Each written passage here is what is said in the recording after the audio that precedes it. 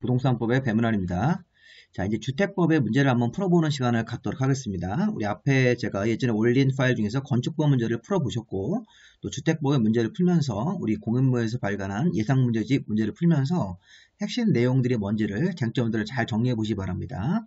자, 그래서 교재가 있는 분들은 교재를 펴놓고 하시면 되겠고, 교재가 없는 분들은 이 관련 화면을 보시면서 문제를 제가 천천히 진행을 할 테니까 관련 내용을 따라와 보시기 바랍니다. 자, 첫 번째 1번 문제 보시면 주택법상 용어에 대한 설명이다. 옳은 것은 이 30회 기출문제인데, 자, 주택법에는 하나의 주택단지가 있죠. 주택법에서 주택부대 복리설을 짓는 하나의 주택단지가 있는데, 이 단지 안에 8m 이상 도시계획 예정도로가 지나가면 별개의 단지로 보는 거죠. 자, 이게 맞습니다.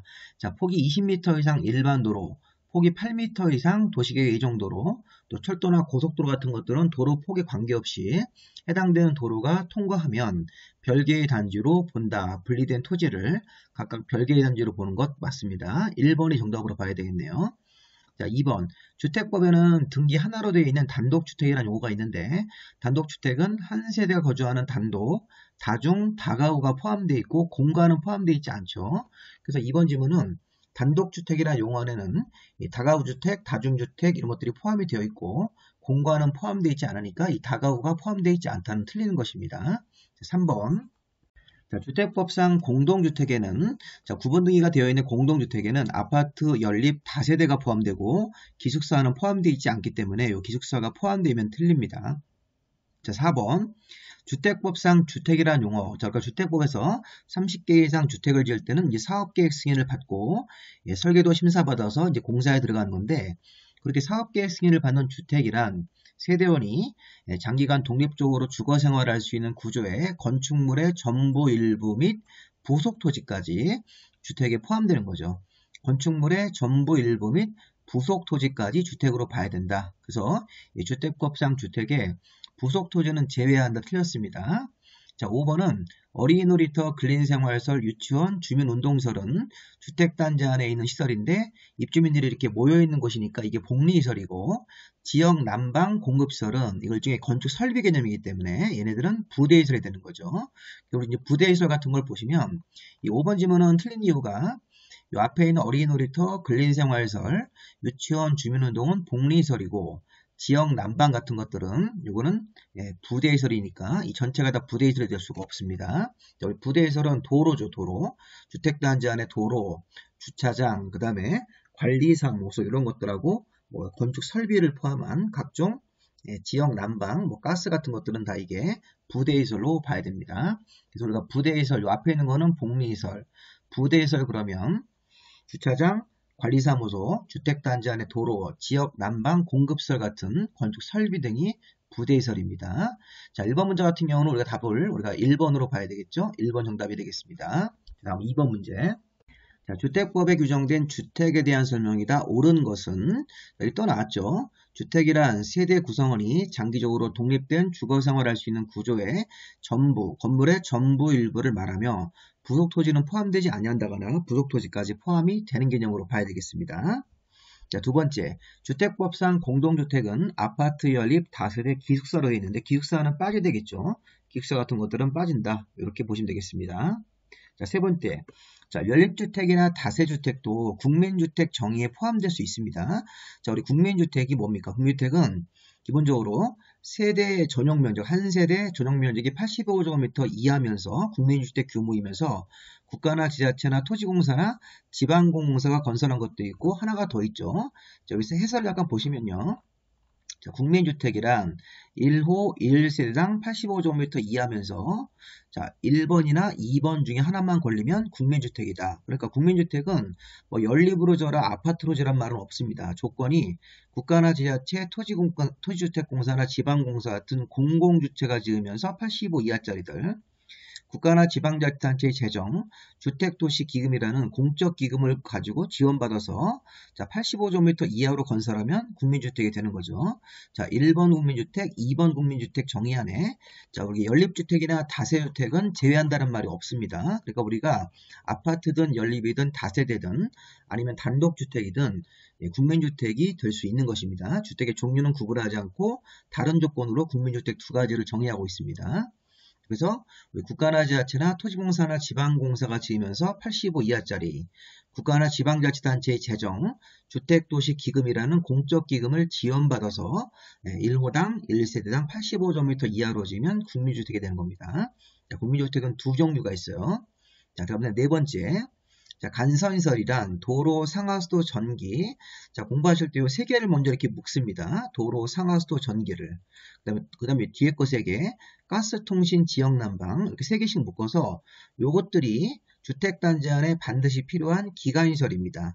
여기 쌓여있는 요 세 개하고 요 뒤에 거 세 개를 주택단지 안에 기간시설이라고 부르는데 여기서 간선시설의 개념은 요 6가지 기간시설을 단지 바깥에 기간시설하고 연결시켜주는 부분이 간선시설입니다. 그래서 이 연결시켜주는 시설이 6개의 기간시설을 단지 바깥의 기간시설하고 연결시켜주는 게 간선시설의 원칙입니다. 그런데 다만 요 뒤에 거 3개 가스, 통신, 지역, 난방은 3개는 자, 이 가스통신 지역난방은 연결되는 것뿐만 아니라 해당 기간시설도 간선시설 개념에 포함한다. 이 기간시설 자체를 간선에 포함하는 겁니다. 그래서 이 가스통신 지역난방 3개는 연결시켜주는 것도 간선이고 해당 기간시설인 가스통신 지역난방도 간설 개념에 포함한다. 이게 맞습니다. 4번이. 그래서 이 4번 지문의 간선시설의 정확한 의미는 자, 원칙적으로 연결시켜주는 것이 이 6가지 기간시설을 단지 바깥의 기간시설하고 연결시켜주는 부분이 간선인데 다만 가스통신 지역난방 3개는 해당 기간시설을 간선시설 개념에 포함시킨다. 그래서 여기 3개를 우리가 기본적으로 기간시설이면서 동시에 간선시설로 포함시킬 수 있는 것입니다. 예외적 개념으로.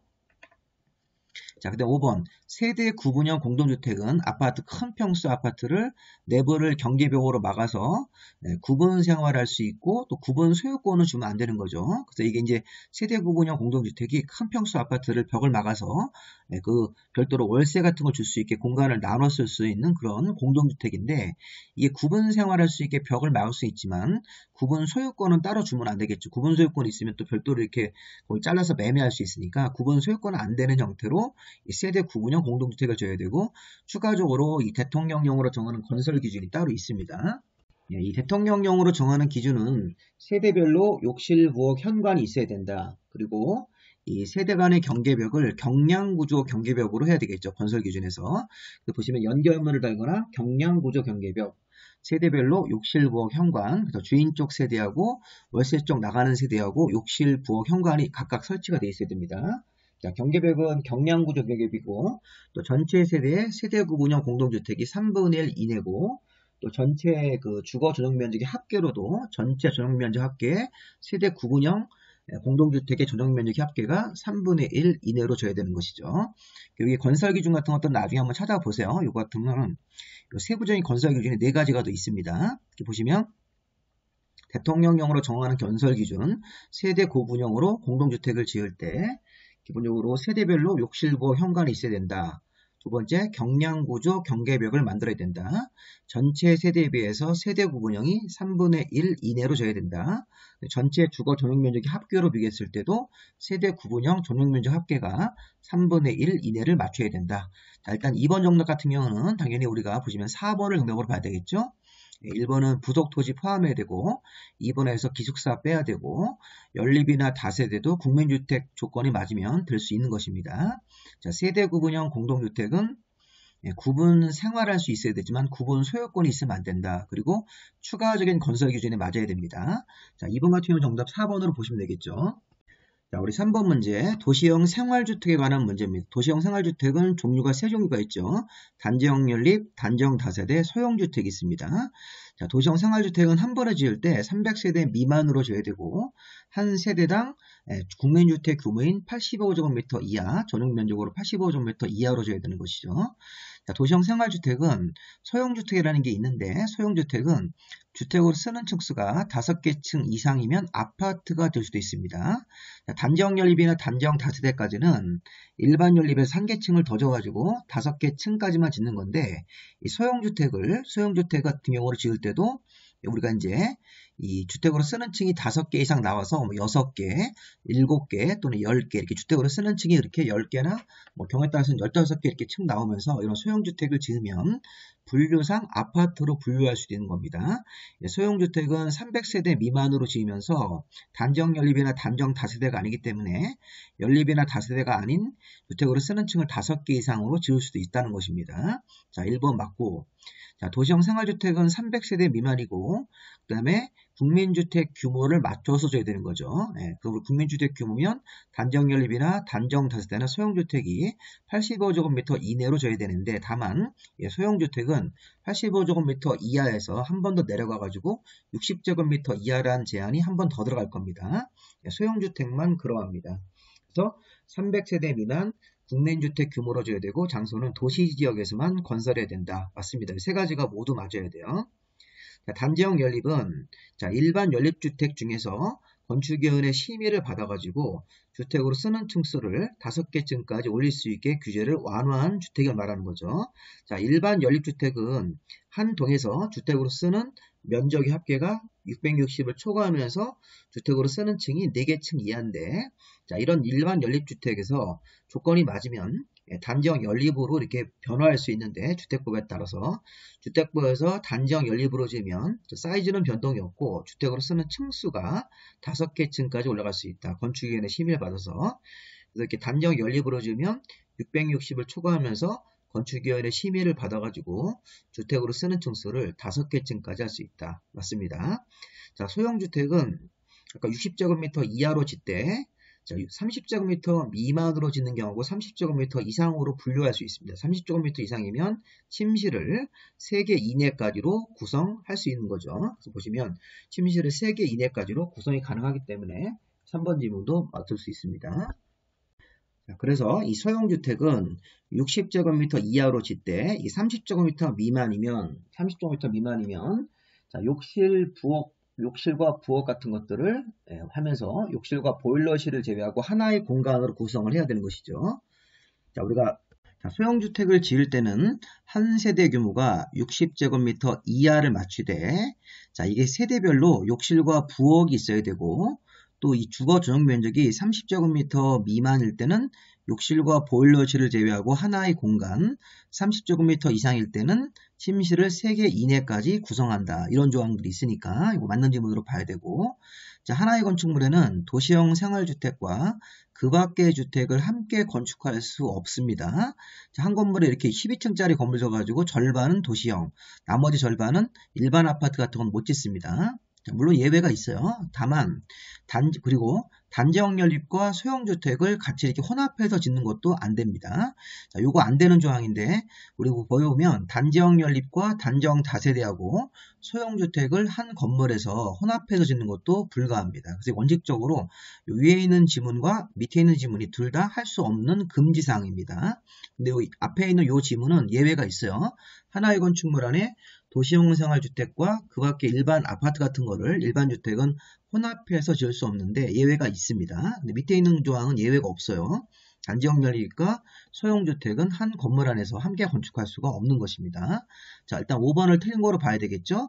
이렇게 보시면 도시형 생활주택 중 소형주택을 5개 층 이상으로 높이 이렇게 지으면 아파트로 분류할 수도 있습니다. 도시형 생활주택은 300개 미만, 국민주택 규모를 맞춰서 져야 되고 장소는 도시지역에서만 져야 된다. 단지형 연립은 심의를 받아서 주택으로 쓰는 층을 일반 연립보다 한 개 층 더 짓는 거. 자, 소형주택을 30제곱미터 이상으로 사이즈를 내면 정확하게는 30 이상 60 이하겠죠.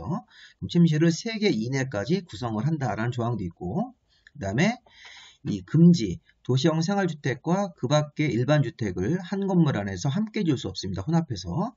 단지형 연립과 소형주택을 한 건물 안에서도 혼합할 수 없으니까 5번 지문 자체가 잘못됐습니다. 3번 정답은 5번.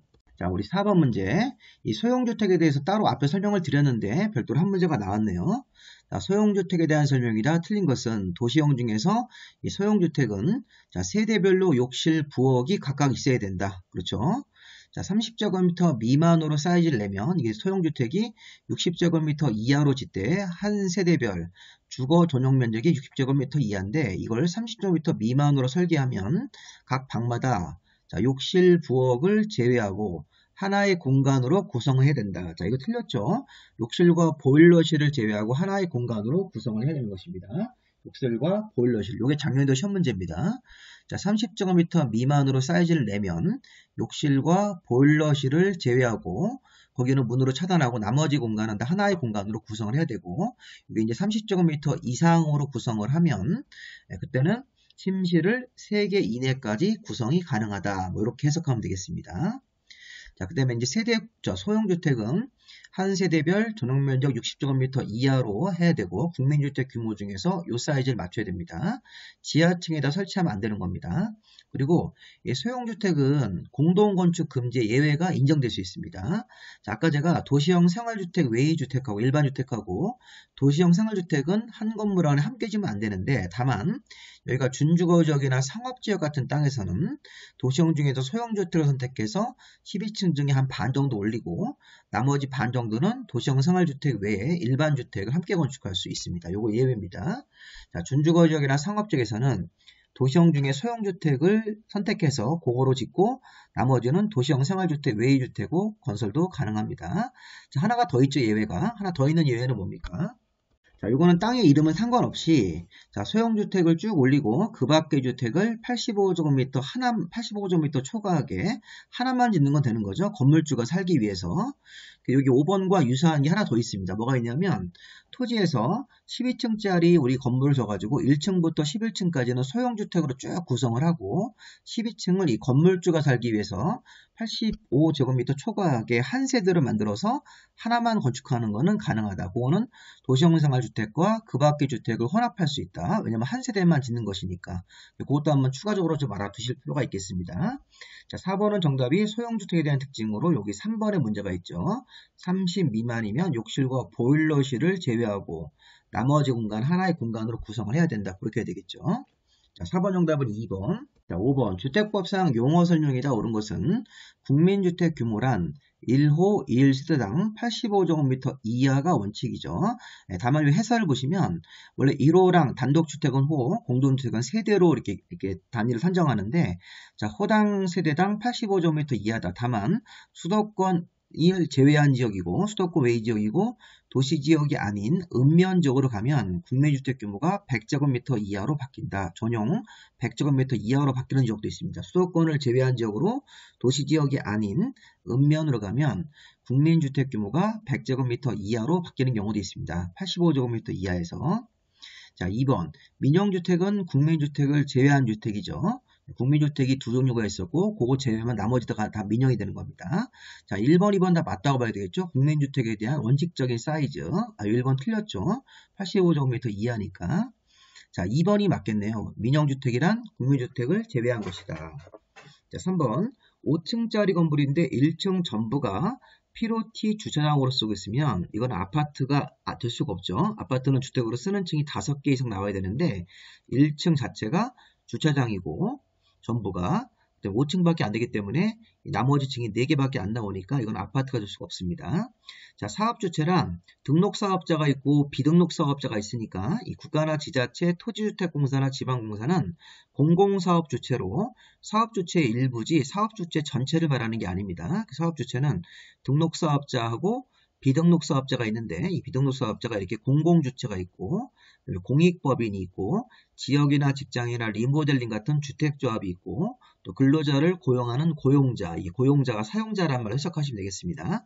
이런 사람들이 있으니까 자, 사업주체란 것도 이 부분만 말하면 안 됩니다. 이 전체가 등록사업자, 비등록사업자 이런 사람들이 사업주체다. 임대주택도 자, 공공임대주택만을 말하는 게 아니라 공공임대와 민간임대주택 두 가지로 구분되기 때문에 5번도 틀렸다고 보시면 되겠죠. 정답은 2번. 자, 6번 문제. 자, 주택부에는 공공택지와 공공택지의 반대인 민간택지라는 개념이 있습니다. 자, 우리 공공택지가 우리 법으로 정하는 10가지의 공공사업으로 조성되는 공동주택 용지입니다. 자, 그래서 우리가 보시면 이게 그 공공택지로 인정할 수 있는 공공사업용지, 이게 바로 공공택지란 말입니다. 자, 공공택지로 인정할 수 있는 공공사업용지로 틀린 것은 자, 택지개발사업이 여기 공공사업에 들어갑니다. 산업단지 개발사업도 들어가고 행정중심 복합도시 세종시를 짓는 사업도 공공사업이기 때문에 공공택지가 됩니다. 4번 같은 경우는 정비구역이 아니라 이게 도시개발구역 내에서 도시개발 사업을 공공시행자가 사용 방식으로 할 때 공공택지니까 자 지금 정비구역이 아니라 이게 정비법이 아니라 도시개발법상 도시개발구역 내에서 공공사업 주체가 수용 방식으로 했을 때 그러한 도시개발 사업이 공공택지다 이렇게 하셔야 됩니다. 자, 정비사업은 이 정비구역 내에서 하는 이 재개발 같은 정비사업은 공공택지로 인정할 수 없습니다. 이거 뭐 수용 방식으로 하더라도 해설 보시면 정비사업 내에서 정비사업 같은 걸 해가지고는 공공택지로 인정받을 수가 없고 이 도시개발 사업을 이 공공사업 주체가 이렇게 수용 방식으로 했을 때 혼용도 수용 쪽만 공공택지에 해당되는 거니까 우리 문제를 정리하실 때 다음 중 공공택지로 인정하는 것이 아닌 것 그러면 무조건 이 정비사업을 찾으시면 돼요. 정비사업은 이 재개발 같은 정비구역 내에서 하는 재개발 정비사업은 공공택지로 인정할 수 없다. 아니면 이 도시개발 사업으로 나오긴 나왔는데 지문에 이 도시개발 사업을 공공주체가 이렇게 수용 방식으로 할 때만 공공택지니까 혹시 도시개발 사업을 환지 방식으로 하네 이렇게 하면 이것도 공공택지가 안 됩니다. 두 가지 형태의 지문을 만드시면 돼요. 사업 같은 거 할 때 우리가 정비 사업 같은 경우는 아예 공공택지가 안 되는 사업이고 도시개발 사업을 공공주체, 공공시행자가 수용 방식으로 할 때만 공공택지니까 환지 방식이면 공공택지가 안 되는 것입니다. 그렇게 두 가지 지문들을 정리해 놓으시면 됩니다. 자, 그 다음에 경제자유구역 사업도, 이 경제자유구역 사업도 수용 방식으로 한다는 전제가 있으면 공공택지로 인정할 수가 있다. 자, 그래서 우리가 여기 4번을 정답으로 하셔서 다음 중 공공택지로 인정할 수 있는 그 해당 사업 토지가 아닌 것은 그러면 이 정비사업, 재개발 같은 거, 또 도시개발 사업을 환지 방식으로 하면 공공택지가 안 된다. 수용 방식으로 해야지 이렇게 생각하시면 되겠습니다. 다른 사업을 외우지는 마시고 그렇게 답을 한번 정리해 보시기 바랍니다. 자, 다음 7번 문제. 자, 우리 7번 문제 보겠습니다. 하나의 단지로 볼 수 있는 것은 자, 이거는 우리 앞에서 배웠던 거랑 기출문제 나왔던 거를 한 문제로 만들었죠. 자, 우리가 주택부에서는 아파트 같은 걸 짓는 하나의 단지가 있는데 그 안에 자동차 조용도로, 철도, 일반 국도나 우리 고속도로 같은 게 지나갔을 때는 도로 폭이 관계없이 별개의 단지로 분리가 되고 자, 도시계획 예정도로는 8m 이상 도로가 지나가면 별개의 단지로 분리가 되는 거고 일반 도로는 자, 폭이 12m, 이건 20m죠. 일반 도로는 해설처럼 폭이 20m 이상 도로가 통과했을 때 별개의 단지로 분리된다. 지금 여기 보기처럼 일반 도로가 폭이 15m짜리가 지나갔을 때는 여전히 하나의 단지로 봐야 되기 때문에 답을 3번으로 봐야 되겠습니다. 그래서 정리할게. 자, 도시계획 예정도로는 너비가 폭이 8m 이상만 지나가더라도 별개의 단지로 분리가 된다. 일반 도로는 폭이 20m 이상 폭으로 지나갔을 때 별개의 단지로 분리가 되는 거니까 2번, 3번을 잘 보시기 바랍니다. 자, 정답은 3번으로 봐야 되겠죠. 자, 8번 문제. 자, 공동주택의 리모델링에 대한 설명이다. 틀린 것은 자, 이건 15층짜리 공동주택이라 나왔고 자, 리모델링 조합을 사업 주체로 해라. 원래 리모델링 사업 주체는 입주자, 그다음에 사용자, 관리 주체, 리모델링을 할 때 리모델링 조합이 사업 주체가 되는 경우도 있고 이게 3개가 있습니다. 리모델링 조합도 있고 두 번째 입주자, 사용자, 관리 주체가 사업 주체가 될 수도 있고 마지막으로 입주자 대표회의가 사업 주체가 되는 경우도 있습니다. 그 뒤에 가서 배울 겁니다. 자, 지금은 리모델링 조합을 포함해서 3종류 사업 주체가 있다. 리모델링은 3개의 사업 주체로 나눠서 사업을 진행할 겁니다. 뒤에 가서 설명을 드릴 겁니다.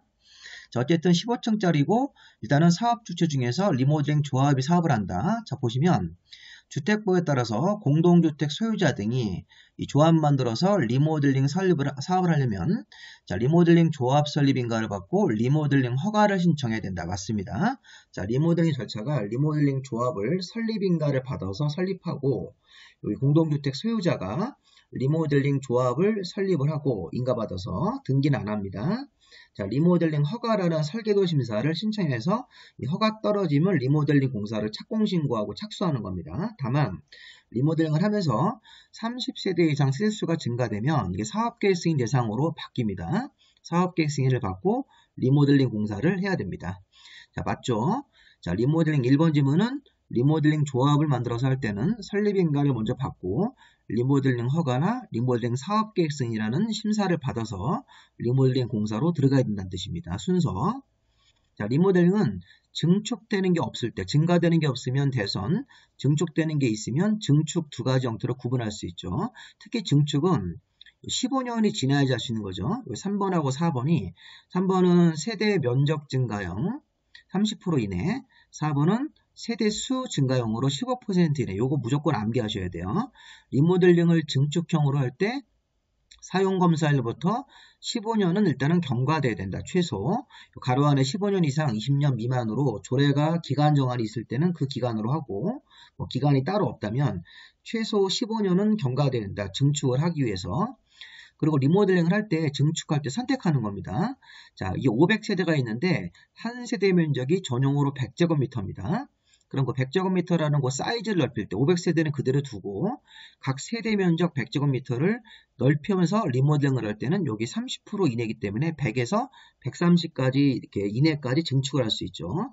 다만 기존 전용 면적이 85 미만이면 40% 이내까지 세대 면적을 증가시킬 수 있다. 원칙적으로 100분의 30. 그래서 100제곱미터짜리 아파트 한 세대가 130으로 커지면서 전체 세대수는 변동이 없는 형태가 세대 면적 증가형이고, 자, 세대수 증가형은 기존 세대가 500세대가 있고 한 세대가 100제곱미터인데 그 100제곱미터 500세대를 그대로 고치고 추가적으로 기존 동 위에다가 더 져서 15% 이내까지 세대수 증축을 할 수 있다. 기존 세대수의 500세대의 15% 이내까지 해가지고 75세대를 더 증축하는 경우도 가능한 겁니다. 이 맞죠? 보시면 30% 이내, 15% 이내 세대 면적 증가형, 이거는 세대수 증가형. 자, 5번 같은 경우는 세대수 증가형인데 이게 15층짜리니까 자, 이렇게 15% 이내로 증가시킬 때 아까 500세대가 있다고 치면 500세대의 15%가 75세대니까 75세대를 이렇게 증가시킬 때는 그때는 기존 아파트가 15층 이상이면 최대 3개층 이하까지 16, 17, 18까지 올라갈 수 있고 기존 층이 14층 이하일 때는 2개 층이니까 요거 최대 3개층 이하까지 증축할 수 있고 기존 리모델링 대상이 되는 건물의 구조도라는 도면 같은 거를 갖고 있어야지만 3개층 이하 구조도를 보유하고 있을 때만 리모델링 사업이 가능하다. 요 리모델링에 대한 전반적인 특징입니다. 자, 다시 한번. 리모델링은 대선형과 증축형이 있다. 증축형은 세대 면적 증가형 100분의 30 이내, 세대 수 증가형으로 할 때는 기존 세대의 15% 이내, 요거 30%, 15%, 그 다음에 세대수 증가형으로 리모델링을 할 때 더 짓는데 여기 기존 층이 15층이니까 최대 3개층 이하까지 할 수 있고 기존 층이 14층이 할 때는 최대 2개 층까지 할 수 있다. 그리고 기존 건물의 구조도라는 도면이 있어야 된다. 리모델링에 대한 전반적인 특징을 잘 보시고 1번은 리모델링 순서입니다. 조합 먼저 설립인가 받고 그 다음에 리모델링 허가라는 걸 받는다. 30개 이상 증가하면 리모델링 사업계획선으로 가야 되고 정답을 우리가 5번으로 봐야 되겠죠. 8번 정답은 5번. 자, 여기까지가 이제 우리 용어 정리 문제고요. 이제 다음에는 주택법의 본 내용으로 들어가서 주택의 건설 파트로 들어가서 사업주체, 등록사업자하고 비등록사업자를 두 개를 구분해서 문제를 풀어보도록 하겠습니다. 자, 9번 문제 기출문제인데 이런 거 만만치가 않습니다. 여기 보시면 자, 주택법상 주택건설 사업자 등에 대한 설명이다. 옳은 것을 모두 골라라. 자, 토지주택공사는 등록을 무조건 안 합니다. 이 비등록 사업자입니다. 이 대지 면적이 원래 10,000제곱미터 이상이면 대지 조성사업할 때 등록을 해야 되는데 이 사이즈는 무시하시고 국가나 지자체나 토지공사나 지방공사 같은 공기업이라든가 행정청, 국가가 군인아파트, 지방자치단체가 공무원아파트 짓고 또 토지주택공사나 지방공사 같은 공기업이 주택사업을 할 때는 또는 대리사업할 때는 무조건 등록을 하지 않습니다. 등록하는 경우가 없기 때문에 기억 틀렸습니다. 두 번째, 자, 세대수가 증가하는 리모델링 주택조합은 구성원들을 위해 주택을 건설하려는 경우에 등록사업자와 사업을 공동으로 할 수 있답니다. 있다. 자, 나중에 배울 건데 주택조합은 지역, 직장, 리모델링이 있어요. 자, 이때 리모델링 조합 중에서 세대수가 증가하지 않는 조합은 빼고 세대수가 증가되는 리모델링 조합은 포함하는 겁니다. 세대수가 증가되는 리모델링 조합하고 지역이나 직장 조합은 주택 같은 걸 건설할 때 등록사업자라는 건설업자랑 공동으로 사업할 수 있으니까 세대수가 증가되는 리모델링 조합은 주택 건설 사업 같은 걸 할 때 단독으로 할 수도 있지만 이렇게 등록사업자와 이 건설업자와 공동으로 할 수 있다. 맞습니다. 자, 이거 없다고 했으니까 틀렸네요. 이거. 할 수 있다고 하셔야 되겠습니다. 자, 기억, 니은 다 틀렸네요. 자, 디귿번. 주택건설공사를 시공할 수 있는 등록사업자. 등록사업자가 처음에 등록하면 5개 층 이하 사업만 해야 돼요. 다만 최근 3년간 300세대 이상 공동주택 실적이 있었을 때는 그때는 처음부터 6개 층, 5개 층 이상 사업을 할 수 6개 층 이상 사업을 할 수 있는 것이죠. 자, 원래 이제 처음에 등록사업자가 등록하면 5개 층 이하 사업만 하셔야 돼요. 신입이기 때문에. 그런데 최근 3년간 300세대 이상의 건설 실적이 있을 때는 경험이 있는 사람으로 보고 등록한 다음에 6개 층 이상 사업인 7층짜리 사업도 할 수가 있는 것입니다. 자, 디귿번은 맞고 기억, 니은은 틀렸습니다. 디귿번 2번을 정답으로 보시고 여기 해설 같은 거 보시면 토주택공사는 등록 무조건 안 합니다. 세대수가 증가되는 리모델링 주택조합은 등록사업자랑 공동으로 할 수 있는 겁니다. 세대수가 증가되지 아니하는 조합은 빼고 세대수가 증가되는 리모델링 주택조합과 지역 직장조합은 주택건설사업을 할 때 등록사업자와 공동으로 할 수 있다고 보시면 되겠습니다. 정답을 2번으로 보시면 되겠죠. 자, 10번. 등록사업자에 대한 설명이다. 틀린 것은 자, 등록사업자가 우리 비등록사업자를 빼면 나머지가 다 등록이 되는 거죠. 비등록사업자가 1번 국가나 지자체나 토주택공사나 지방공사, 2번 비등록사업자는 공익법인, 3번 비등록사업자는 주택조합, 4번 비등록사업자는 고용자. 이렇게 등록사업자하고 이제 고용자는 자, 일단은 거기 공동으로 할 수 있는 경우도 있는데 어쨌든 우리 고용자하고 주택조합도 일단은 비등록으로 분류를 하십시오. 자, 근데 문제는 뭐냐면 그 비등록 사업자 4개를 빼고 나머지는 다 등록 사업자가 되는데 자, 등록 사업자는 연간 20개. 자, 우리가 1년에 20개 이상 단독이나 공동주택 사업을 할 때 가로 안에 자, 도시형으로 주택 사업을 할 때는 1년에 30세대 이상 이런 거 가로 안에 이런 것들은 30개 이상으로 바뀌는데 원칙적으로는 1년에 자, 주택을 20개 이상 사업을 하거나 1년에 대지를 10,000제곱미터 이상 조성하는 사람은 자, 이게 사업계획 승인 같은 거 받기 전에 국토부 장관한테 먼저 등록을 해야 됩니다. 이게 등록 관청과 등록 대상입니다. 등록을 할 때는 30개가 아니에요. 원칙적으로 1년에 주택 20개 이상, 1년에 대지 10,000제곱미터 이상 조성할 때 국토부 장관한테 서류를 준비해서 등록을 먼저 하고 그 다음에 사업계획 승인 가서 설계도를 심사받는 겁니다. 자, 두 번째는 등록의 요건인데 등록할 때는 이 법인일 때는 자본금 3억 이상이고 이 개인일 때는 자산 6억 이상이니까 요거는 3억 이상입니다. 그다음에 기술자 1명 이상. 사무실 면적 33 틀렸습니다. 사무실 면적도 사무 장비를 갖출 수 있는 면적. 그래서 자본금 3억 이상, 기술자 1명 이상, 사무 장비를 갖출 수 있는 면적만 갖춰서 등록하면 된다. 자, 그 다음에 개인이 등록할 때는 자산 6억 이상 돼야 되는 거죠. 개인은 요 자본금이 아니라 자산으로 6억 이상 등의 요건을 갖추고 기술자와 사무실 면적을 또 갖추면 되겠죠. 세 번째, 등록사업자가 등록을 하고 변경 사유가 발생이 되면 30일 안에 국토부 장관한테 변경 신고를 해야 됩니다. 자, 등록사업자는 매년 영업실적, 등록사업자가 이게 아파트 건설업자니까 매년 영업실적, 그래서 올해 이제 장사를 얼마나 잘해서 돈을 벌었는 영업실적과 다음 년 영업계획을 국토부 장관한테 매년별로 제출해야 되고 나중에 뒤에서 나올 건데 월별로 제출하는 거는 분양실적과 분양계획입니다.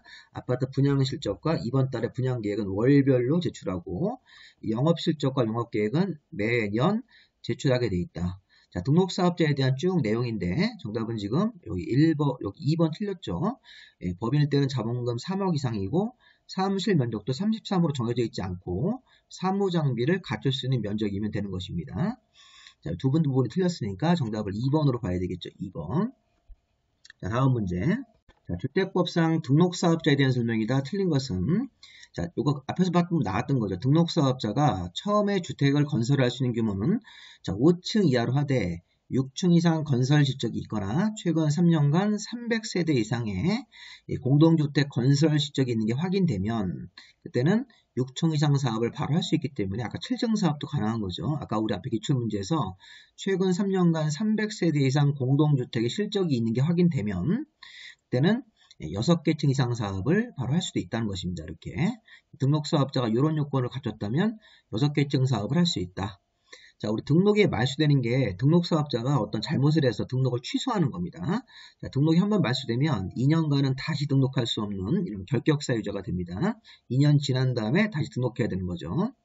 자, 우리 3번 같은 경우는 조금 어려운데 이거는 공사를 너무 많이 하지 말란 얘기입니다. 자, 이게 뭐냐면 건설공사비가 자, 법인 등록사업자가 주택건설공사를 시공할 때 이 건설공사비가 자본금, 자본준비금, 이익준비금이라는 자본 항목에 10배를 초과할 수 없다는 것입니다. 만약에 자본금과 자본준비금, 이익준비금이 100억이다. 그러면 이 100억이라는 금액의 10배를 넘게 이 공사비가 공사비 사업 자체를 진행하면 안 된다는 것이죠. 10배를 초과하지 않게 이 사업의 규모를 정하고 있는 것입니다. 자, 4번. 등록 말소나 영업정지 처분을 받은 등록사업자, 등록 말소라는 게 등록 취소, 또 1년 내에서 영업정지 처분을 받은 등록사업자는 처분 전에 먼저 사업계획 승인 받아놓은 사업은 계속할 수 있는 것이죠. 등록 말소를 4월 1일 날 받았는데 2월 1일 날 미리 사업계획 승인 받아서 설계도 심사를 받아놓은 건 사업을 계속할 수 있습니다. 다만 등록사업자한테 중대하고 명백한 하자가 있었을 때는 먼저 사업계획 승인 받은 사업도 못하는 경우도 있습니다. 자, 고의과실로 잘못 시공한 게 요즘에 이게 부실공사하는 거죠. 요즘에 그 지난번에 GS건설이 잘못 공사해서 지하층이 막 무너지고 한 거 이렇고 고의과실로 잘못 시공을 했을 때는 공중에 위에 다치게 하거나 입주자한테 재산상 손해를 입혔을 때는 등록을 말소 하여한다가 아닙니다. 자, 등록 말소를 할 수 있다 또는 1년 내에서 영업정지 할 수 있답니다. 등록을 말소할 수 있다 또는 영업정지 할 수 있는 거고 등록증을 대여한 사람들 또는 거짓 부정한 방법으로 가짜 서류를 내서 등록한 사람들은 등록을 필수적으로 말소하여야 한다는데 거짓말하는 사람들, 등록증을 대여하거나 등록할 때 거짓 서류를 내서 등록한 사람들은 확인되면 등록을 필수적으로 말소하여야 한다고 지금처럼 이렇게 고의과실로 잘못 시공 부실공사했을 때는 자, 등록을 말소할 수 있다 또는 영업정지를 1년 범위 안에서 할 수 있는 거니까 5번 지문 자체가 틀렸네요. 하여한다가 될 수 없습니다. 이 사유로 붙었을 때는 등록증을 대여했을 때라든가 거짓 부정한 방법으로 등록했을 때 등록을 말소하여한다라고 하셔야 되겠습니다. 정답을 5번으로 봐야 되겠죠. 이런 문제 조금 어려울 수 있는데 이거 한번 다시 한번 잘 보세요. 1번의 핵심, 등록사업자는 처음에 5층 이하 사업만 하되 최근 3년간 300세 이상 실적이 있는 게 확인되면 6층 이상 사업을 시작할 수도 있다. 자, 한번 등록이 말소되면 2년간은 재등록이 안 됩니다. 그 다음에 이 법인인 등록사업자는 이 공사비가, 건설공사비가 10배, 자본 항목에 10배를 초과할 수 없다. 그 다음에 등록 말소나 영업정지 처분을 받았더라도 먼저 사업계획 승인 받아놓은 것은 계속할 수 있다. 자, 고의과실로 잘못 시공한 것은 등록사업자가 잘못한 거죠. 근데 이거는 부실 시공한 거는 등록을 말소할 수 있다 또는 영업정지할 수 있다로 처리하는 겁니다. 정답이 5번 되겠습니다. 자, 12번 문제. 자, 주택법에서 등록사업자와 공동사업 주체. 자, 우리 공동사업 주체는 1번, 2번, 3번을 잘 보세요. 아까 여기 토지 소유자, 주택조합, 그러니까 주택조합하고 고용자. 자, 주택조합과 고용자가 아까 비등록사업자 중에서 3번, 4번인데 이렇게 되는 거예요. 자, 여기 보시면 주택조합하고 토지 소유자는 주택 건설 사업을 할 때 등록사업자와 공동으로 할 수 있다. 주택조합도 공동으로 할 수 있답니다. 근데 고용자가 근로자 주택을 건설할 때 회사가 근로자들을 위해 기숙사 같은 거로 근로자 주택을 건설할 때는 등록사업자랑 공동으로 사업을 해야 한다. 자, 이것만 공부하시면 될 것 같습니다. 자, 우리 공동사업 주체는 토지 소유자는 등록사업자와 공동으로 할 수 있는 거고 주택조합도 등록사업자와 공동으로 할 수 있다. 임의적인 공동인데 3번 같이 고용자는 근로자 주택을 건설하는 경우에 이런 등록사업자와 공동으로 하여야 한다. 그리고 하여야 한다, 할 수 있다, 할 수 있답니다. 그렇게 해서 주택조합은 등록사업자랑 사업을 공동으로 할 수 있다. 근데 고용자는 근로자 주택을 건설하기 위해서 등록사업자와 공동으로 하여야 한다니까 답을 3번으로 보시 바랍니다. 그래서 주택조합하고 고용자가 공동으로 사업을 하게 된다면 그러면 비등록사업자로 분류가 되는 거죠. 자, 여기 특히 2번의 주택조합이요. 세대수가 증가되지 아니하는 리모델링 조합은 빼고 세대수가 증가되는 리모델링 조합과 그다음에 지역이나 직장 조합은 등록사업자랑 사업을 공동으로 할 수 있습니다. 그럼 이 주택조합이 등록사업자인 건설회사나 옆에 있는 사람들 포함해서 자, 등록사업자와 공동으로 하게 된다면 비등록으로 분류가 되는 거예요. 주택조합이 등록사업자랑 공동으로 할 수 있다기 때문에 안 하는 경우도 있습니다. 실무에서. 자, 공동으로 할 수 있다니까 사업을 공동으로 안 하고 단독으로 주택조합이 사업을 하게 되면 등록사업자랑 공동으로 안 했기 때문에 그때는 등록하러 가야 되는 경우도 있습니다. 주택조합이. 중요한 건 이거예요. 주택조합이 아까 우리 기출문제 나왔죠.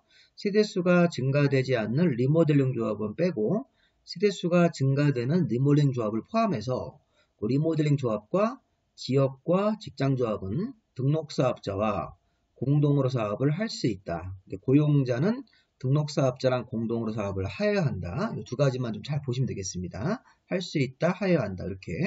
자, 12번 정답 일단은 이거 3번으로 보셔야 돼요. 고용자는 등록사업자와 사업을 공동으로 의무적으로 하여야 한다가 되는 것입니다.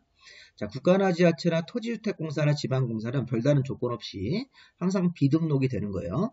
주택조합과 고용자는 공동으로 했을 때 비등록으로 분류해주고 국가나 지자체나 토지공사, 지방공사는 이런 사람들은 조건 없이 등록하지 않고도 주택사업을 바로 하면 되고, 자, 등록사업자는 아까 우리 매년 영업실적과 영업계획을 보고했고 월별로는 분양계획과 분양실적 같은 것들을 제출하도록 되어 있으니까, 자, 10번 정답도 우리가 보시면 3번으로 봐야 되겠죠. 10번 정답 3번. 다음 문제. 자, 13번부터는 이제 주택조합에 대한 문제를 자세하게 풀어보겠습니다. 13번부터 22번까지가 주택조합에 관한 문제인데 이 주택조합이 경우에 따라서는 두 문제까지 나올 수 있으니까 좀 잘 연습을 좀 해놓으셔야 돼요. 자, 일단 13번에 우리 주택조합을 푸실 때는 지역, 직장, 리모델링 조합이 세 가지가 있고, 자, 지역과 직장은 비슷한 점이 있기 때문에 묵습니다.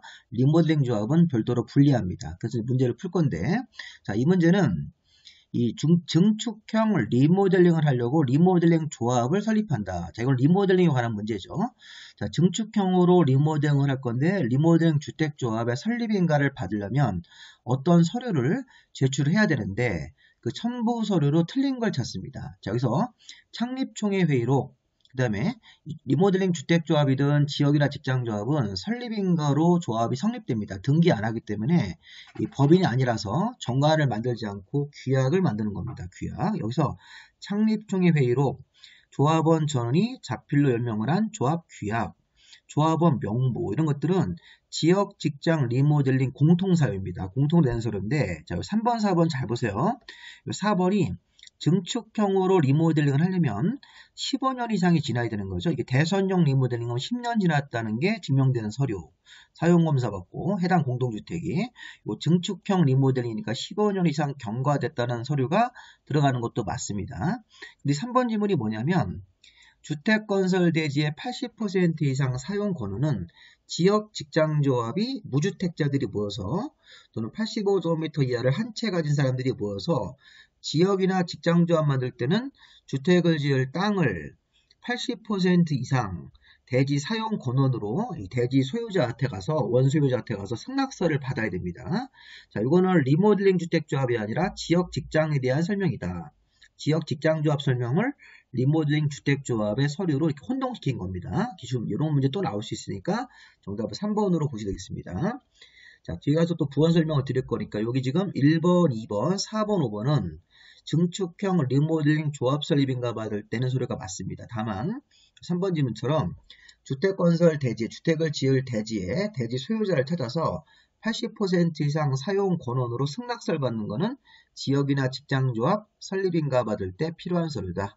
리모델링은 요거 대신 각동별 과반수 동의, 전체 3분의 2 이상 동의라는 게 들어가셔야 돼요. 사실은 이 3번 지문 대신 리모델링은 각동별 과반수 및 전체 3분의 2 이상 동의가 필요하다. 이렇게 각동별 과반수하고 전체 3분의 1이라는 숫자를 기억하셔야 됩니다. 리모델링 조합은 이 3번 대신 다른 게 들어가셔야 돼요. 각동별 과반수 동의와 전체 구분 소유자 및 의결권의 각 3분의 2 이상 동의인데 그냥 각동별 과반 전체 3분의 2라고 외우시면 됩니다. 3번 대신 그게 들어가셔야 돼요. 자, 13번 정답은 3번. 자, 14번 주택조합에 관한 설명이다. 틀린 것은 자, 주택조합은 지역과 직장과 리모델링이 있는데 공통적으로 설립인가를 받습니다. 다만 이 직장조합은 설립 신고 직장조합이 하나가 더 있었죠. 자, 지역하고 리모델링 같은 경우는 설립인가 하나밖에 없는데 직장조합 중간에 있는 직장조합은 설립인가로 만들어지는 직장도 있고 간단하게 설립 신고로 만들어지는 직장조합도 있다. 그래서 우리 14번에 1번 보시면 국민주택을 건설하지 않고 받기 위해서 직장인들이 재직증명서 같은 거 모아서 서류로 만드는 조합이 이게 바로 신고로 만들어지는 조합입니다. 자, 직장조합이 설립인가를 만들 때는 직장 다니는 사람 중에서 무주택자들을 모집해가지고 돈을 걷어서 주택사업을 하는 거는 설립인가 직장조합이고, 이 설립신고 직장조합은 1번 국민주택을 건설하는 게 아니라 받기 위해서 직장인들 명단만 유지하는 조합입니다. 서류상으로 신고하고 만드는 조합은 요 1번 국민주택을 받기 위해서 직장조합, 건설이 아니라 받기 위해서 조합원 명단만 유지하는 직장조합은 관청도 틀렸네요. 시장, 군수, 구청장한테 신고하고 조합이 설립된다. 자, 1번이 답입니다. 자, 리모델링 조합이 아닌 조합이면 지역 직장조합이겠죠. 지역 직장조합은 주택 건설 예정수의 50% 이상 조합원 수를 모집하고 최소 인원수는 20명 이상은 맞는지를 확인해야 됩니다. 자, 이게 바로 지역 직장조합에만 나오는 정의다. 자, 이게 문제가 잘 보시면요. 앞에 13번 문제도 그렇는데 이 시험의 중요한 포인트가 지역 직장에만 적용되고 리모델링에는 적용이 안 되는 게 있다는 거예요. 그런 거를 분류하는 문제입니다. 이게 아까 13번도 비슷한 문제입니다. 지역 직장에만 해당되고 리모델링에 해당되지 않는다. 자, 여기 지금 보세요. 리모델링 조합이 아닌 조합이니까 지역 직장 조합만 주택 건설 예정수가 주택 건설수가 400개면 거기에 절반 50% 이상 들어갈 수 있는 조합원을 모집해야 돼. 이게 구성한다는 게 모집이라는 뜻이에요. 모집하고 20명 이상 최소 인원수가 맞는지를 확인해야 된다는 겁니다. 자, 지역 직장에만 적용된다. 자, 그 다음에 3번. 자, 주거 전용 면적이 60제곱미터짜리 주택을 한 채를 가지고 있는 세대주다. 자, 우리가 직장조합이 신고로 만들어지는 직장조합은 무주택 세대주로만 구성하고 설립 인가로 만들어지는 직장조합은 무주택 세대주나 85제곱미터 이하를 한 채 가진 사람도 나중에 이제 직장조합에 들어가서 아파트를 받고 기존 집을 팔 수 있는 그런 조건하에 들어갈 수 있습니다. 그러면 여기서 60제곱미터짜리 하나면 85 이하지만 이게 국민주택을 공급받기 위해서 신고하는 직장조합으로 들어갈 수는 없는 겁니다. 설립인가 직장조합은 되는데 국민주택을 받기 위해서 신고로 설립되는 직장조합에는 들어갈 수 없다. 무주택조로만 구성하는 거니까 이 1번 케이스가 여기 지금 3번 케이스랑 같은 겁니다. 자, 국민주택을 받기 위한 직장조합은 시군구에게 신고하고 조합이 설립된다. 자, 신고로 설립된 이 신고 대상 직장조합은 국민주택을 받기 위해서 조합원 자격만 유지하는 거기 때문에 무주택 세대주로만 구성한다. 그래서 60제곱미터 이하를 한 채 가진 사람들은 신고 대상 직장조합에 들어갈 수 없습니다. 자, 네 번째, 지역주택조합이 설립인가 받으면 다음 절차가 사업계획 승인입니다. 2년 안에 사업계획 승인 가야 되고, 자, 5번도 자, 리모델링에는 적용이 안 됩니다. 지역 직장조합 같은 지역조합의 조합 설립인가를 받으려면 조합은 모집을 해야 돼요. 모집을 할 때는 신고하고 공개 모집이다. 이렇게 신고하고 공개 모집이라는 게 지역 직장만 들어가고 리모델링에는 적용이 안 됩니다. 자, 그래서 여기 대표적으로 2번 같은 거하고 5번 같은 경우는 리모델링에는 적용이 안 되는 거예요. 지역 직장에만 적용되는 조합이다. 내용이다. 자, 왜냐면 리모델링은 공동주택 소유자들이 그냥 그 아파트 단지 안에서 조합원이 모여가지고 조합원 되는 거지 이게 외부인으로 모집하는 게 아니에요.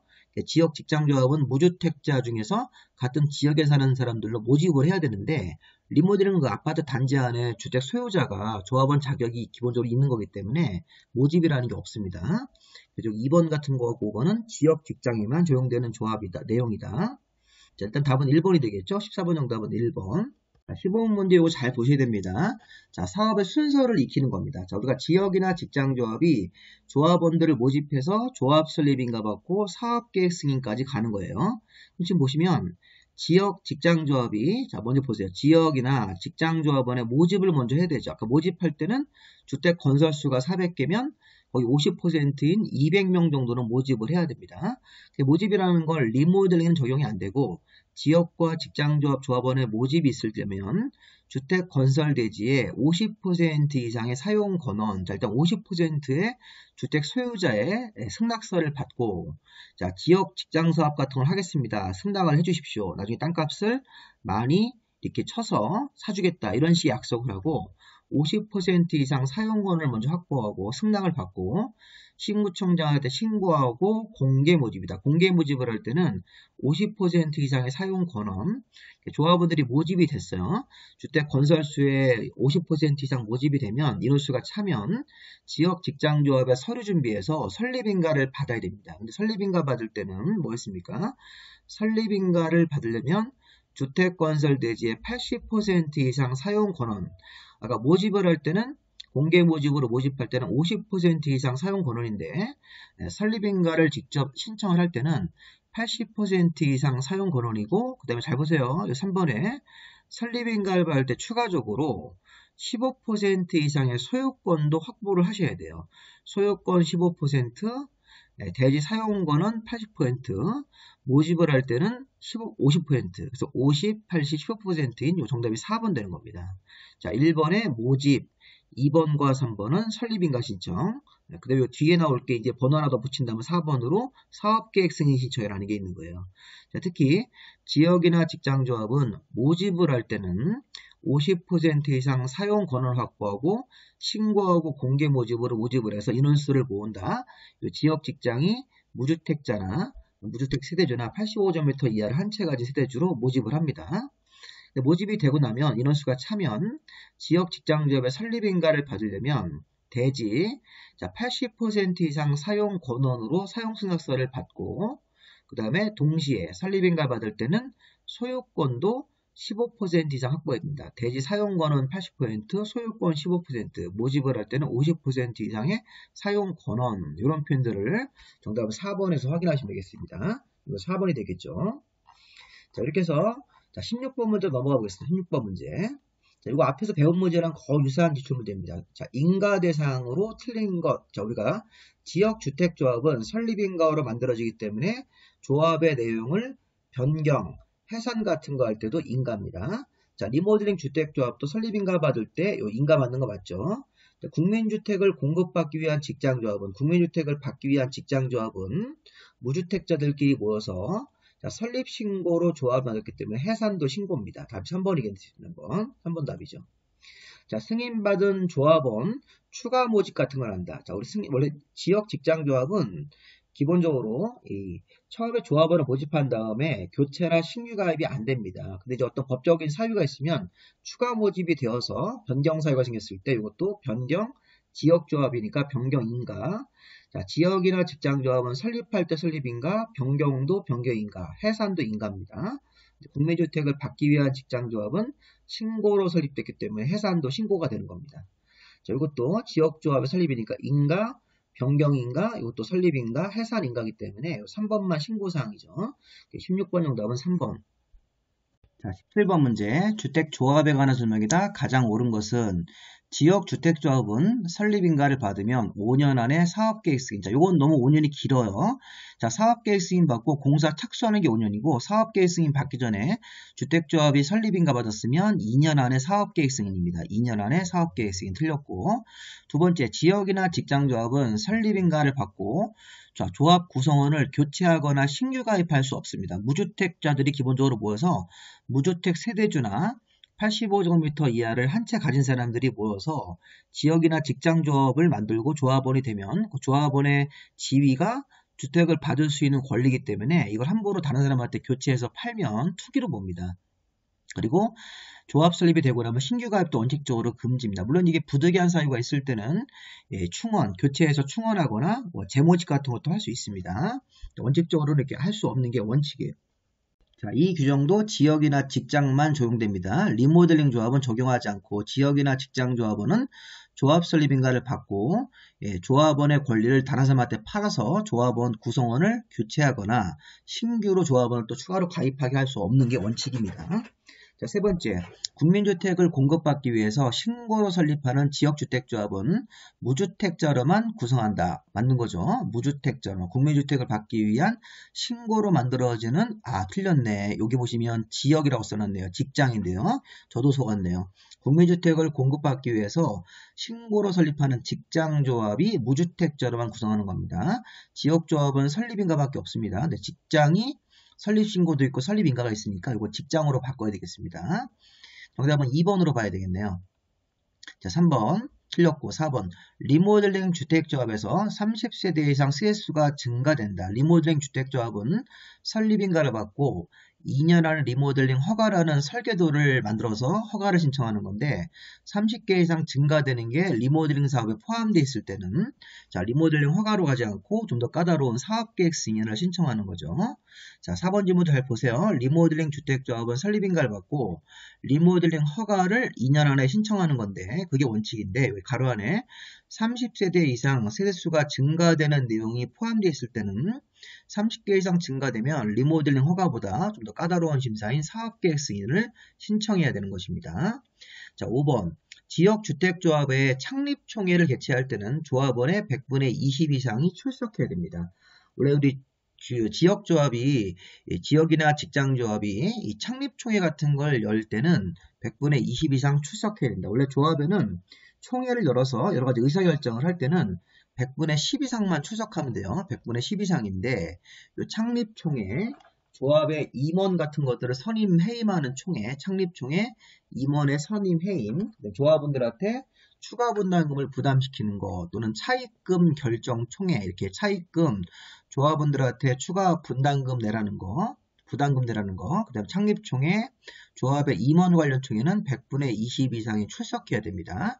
총회를 열기 위해서 100분의 10 이상 출석인데 창립총회, 조합 임원의 선임 해임 총회, 조합원들한테 분담금을 부과시키는 거, 그 다음에 차입금 같은 것들을 결정하는 총회는 100분의 20 이상이 출석을 해야 된다. 자, 5번도 틀렸고, 자, 정답으로가 이제 2번이 맞는 거죠. 자, 1번 2년 안에 사업계획 승인 신청 설립인가 받고 2번이 맞죠? 교체하나 신규 가입이 안 된다. 국민주택을 받기 위해서 신고로 설립하는 직장조합이 무주택 세대주로만 구성이 되는 거죠. 자, 리모델링 주택조합이 30개 이상 증가가 될 때는 리모델링 허가로 가지 않고 리모델링 사업계획 승인을 신청해야 됩니다. 자, 100분의 20 이상이 출석해야 된다. 창립총회이기 때문에 창립총회, 조합 임원의 선임해임 총회, 네, 조합원들한테 부담금, 추가 분담금을 결정하는 총회 뭐 이런 거.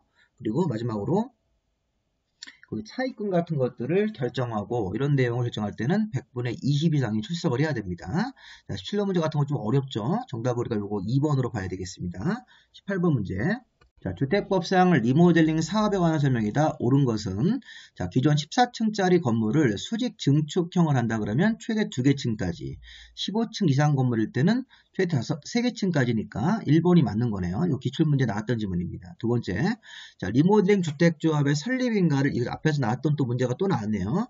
자, 리모델링 주택조합은 설립인가를 받을 때 주택건설 대지 80% 이상 사용권은 지역 직장에 적용되는 거고 리모델링 주택조합이 설립인가를 받을 때는 각 동별 구분 소유자 의결권의 각 과반수, 전체 구분 소유자 의결권의 각 3분의 2입니다. 자, 그래서 여기 보시면, 여기 해설 보시면, 여기 리모델링 주택조합이, 여기 보시면, 리모델링 조합은 제외하고, 자, 여기 대지 80% 이상 사용권과 소유권 15% 확보하는 거는 지역 직장이고, 리모델링 주택조합이 설립인가를 받을 때는 이 15% 소유권과 대지 사용권은 80%가 아니라, 각 동별 구분 소유자 의결권의 각 과반수인데 그냥 간단하게 각 동별 과반수 전체 3분의 2 이상 동의를 얻어야 된다. 그래서 여기 보시면 이거 조심하셔야 돼요. 리모델링 주택조합 설립할 때는 자, 대지 80% 이상 사용권은 필요하지 않습니다. 이건 지역 직장에 필요한 조건입니다. 3번. 자, 소유자 전원이 동의를 받은 입주자 대표회의는 시장군수구청장한테 리모델링 허가받고 리모델링 사업을 할 수 있다. 자, 리모델링 허가입니다. 자, 리모델링 할 때는 허가 아니면 리모델링 사업계획 승인이기 때문에 신고라는 건 없습니다. 그래서 입주자 대표회의가 이런 전원 동의를 받아서 입주자 대표회의가 리모델링 허가라는 걸 받고 리모델링 할 수 있다. 전원 동의를 받았으니까 리모델링 조합을 안 만들고 이 전원 동의를 받은 대표회의가 신구청장한테 리모델링 허가를 받고 리모델링을 할 수도 있는 것입니다. 신고라는 건 없습니다. 자, 수직 증축형 리모델 같은 경우는 증축형이니까 15년 이상 지났다는 서류가 들어가야 되는 거죠. 설립인가 신청할 때. 자, 대선형 리모델링 때는 10년 이상이면 되는데 증축형 리모델링이니까 설립인가 신청할 때 15년 이상 우리 주택이 기간이 지났다는 걸 증명하는 서류를 내셔야 되겠습니다.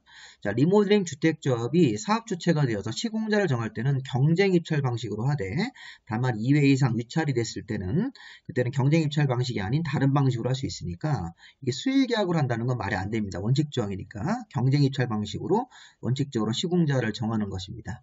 정답은 이거 1번이 맞죠? 2번, 3번, 4번, 5번 다 틀렸습니다. 18번 정답은 1번. 자, 19번 문제. 자, 주택조합에 관한 설명이다. 틀린 것은 자, 리모델링 주택조합의 조합원은 공동주택의 소유자, 복리설의 소유자가 맞죠? 자, 지역이나 직장조합은 설립인가 받았을 때 무주택 세대주나 85제곱미터 이하를 한 채 가지고 있는 세대주가 들어가는 거고 저기 리모델링 주택조합의 조합원은 무주택 세대주가 아닙니다. 리모델링은 공동주택의 소유자들이 모여서 리모델링 조합 만드는 거니까 이런 공동주택의 소유자나 상과 같은 복리설의 소유자가 리모델링의 조합원이 되는 거 맞습니다. 자, 조합원은 자, 이게 원래 교체가 안 돼요. 교체나 신가입이 안 되는데 조합원을 공개 모집을 해서 조합 설립 이후라도 조합원이 사망하거나 조합원의 자격 상실, 탈퇴 같은 이유로 결혼이 생길 수 있습니다. 자, 예를 들어서 우리 지역이나 직장 조합원은 아까 공개 모집을 해서 주택 건설수가 400개인데 자, 간신히 200명을 맞춰가지고 조합을 설립했습니다. 조합원이 사망했어요. 200명 조합원 중에서 2명이 사망했다. 조합원이 자격이 상실됐다.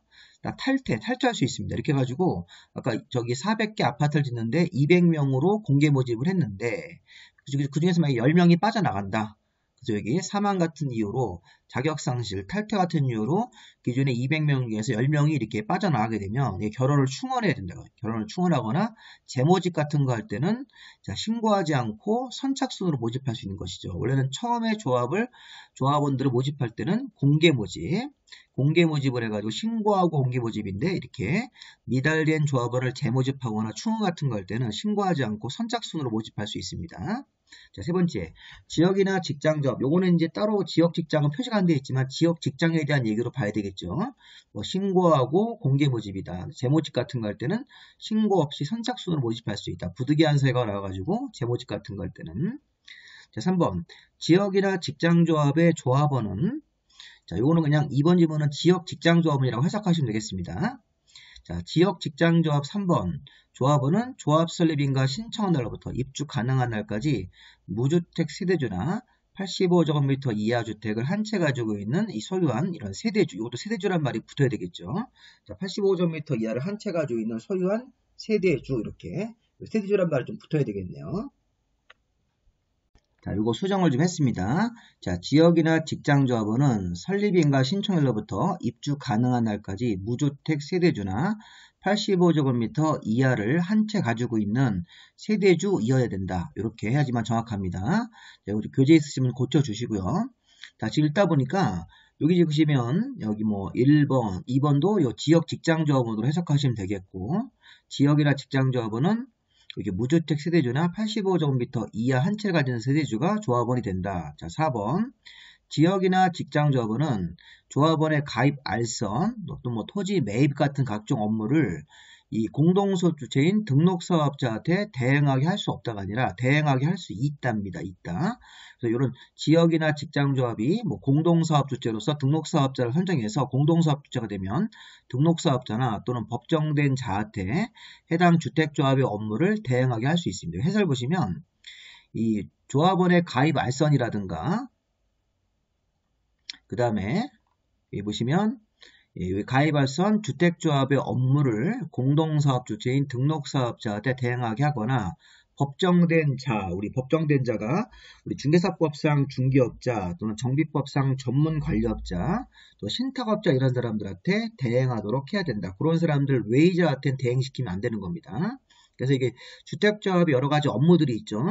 주택조합의 업무들은 기본적으로 조합원 모집 업무 또는 토지 매입 같은 업무 이런 것들 각종 서류 작성 업무 이런 것들을 지역이나 직장조합은 조합원의 가입 알선 같은 주택조합의 업무를 등록사업자인 공동사업 주체인 등록사업자한테 대행하게 할 수 있다. 그리고 또 추가적으로 여기 법정된 자 이게 중개사법상 중개업자, 그 다음에 이 정비법상 정비사업 전문관리업자, 그 다음에 신탁업자 이런 사람들한테 대행하게 할 수 없고 그런 사람들 외의자한테는 대행을 시키면 안 되는 겁니다. 법정된 자에게만 대행하도록 해야 된다. 등록사업자나 법정된 자한테만 주택조합의 업무를 대행하게 해야 된다. 다른 사람한테는 안 된다는 겁니다. 자, 4번이 좀 틀렸죠? 예, 공동수업 주신 등록사업자한테 대행하게 할 수 있는 것입니다. 자, 그 다음에 5번에 보시면 리모델링 주택조합에 동의한 자로부터 건축물을 취득한 사람은 별도의 반대 의사 표시가 없을 때는 이 앞사람 동의를 그대로 승계해서 리모델링 조합 설립에 동의한 것으로 간주하도록 되어 있습니다. 자, 4번이 정답이죠. 다시 한번 정리해 보시면 리모델링 조합원은 무주택 세대주라고 하지 마시고 공동주택의 소유자나 복리시설의 소유자다.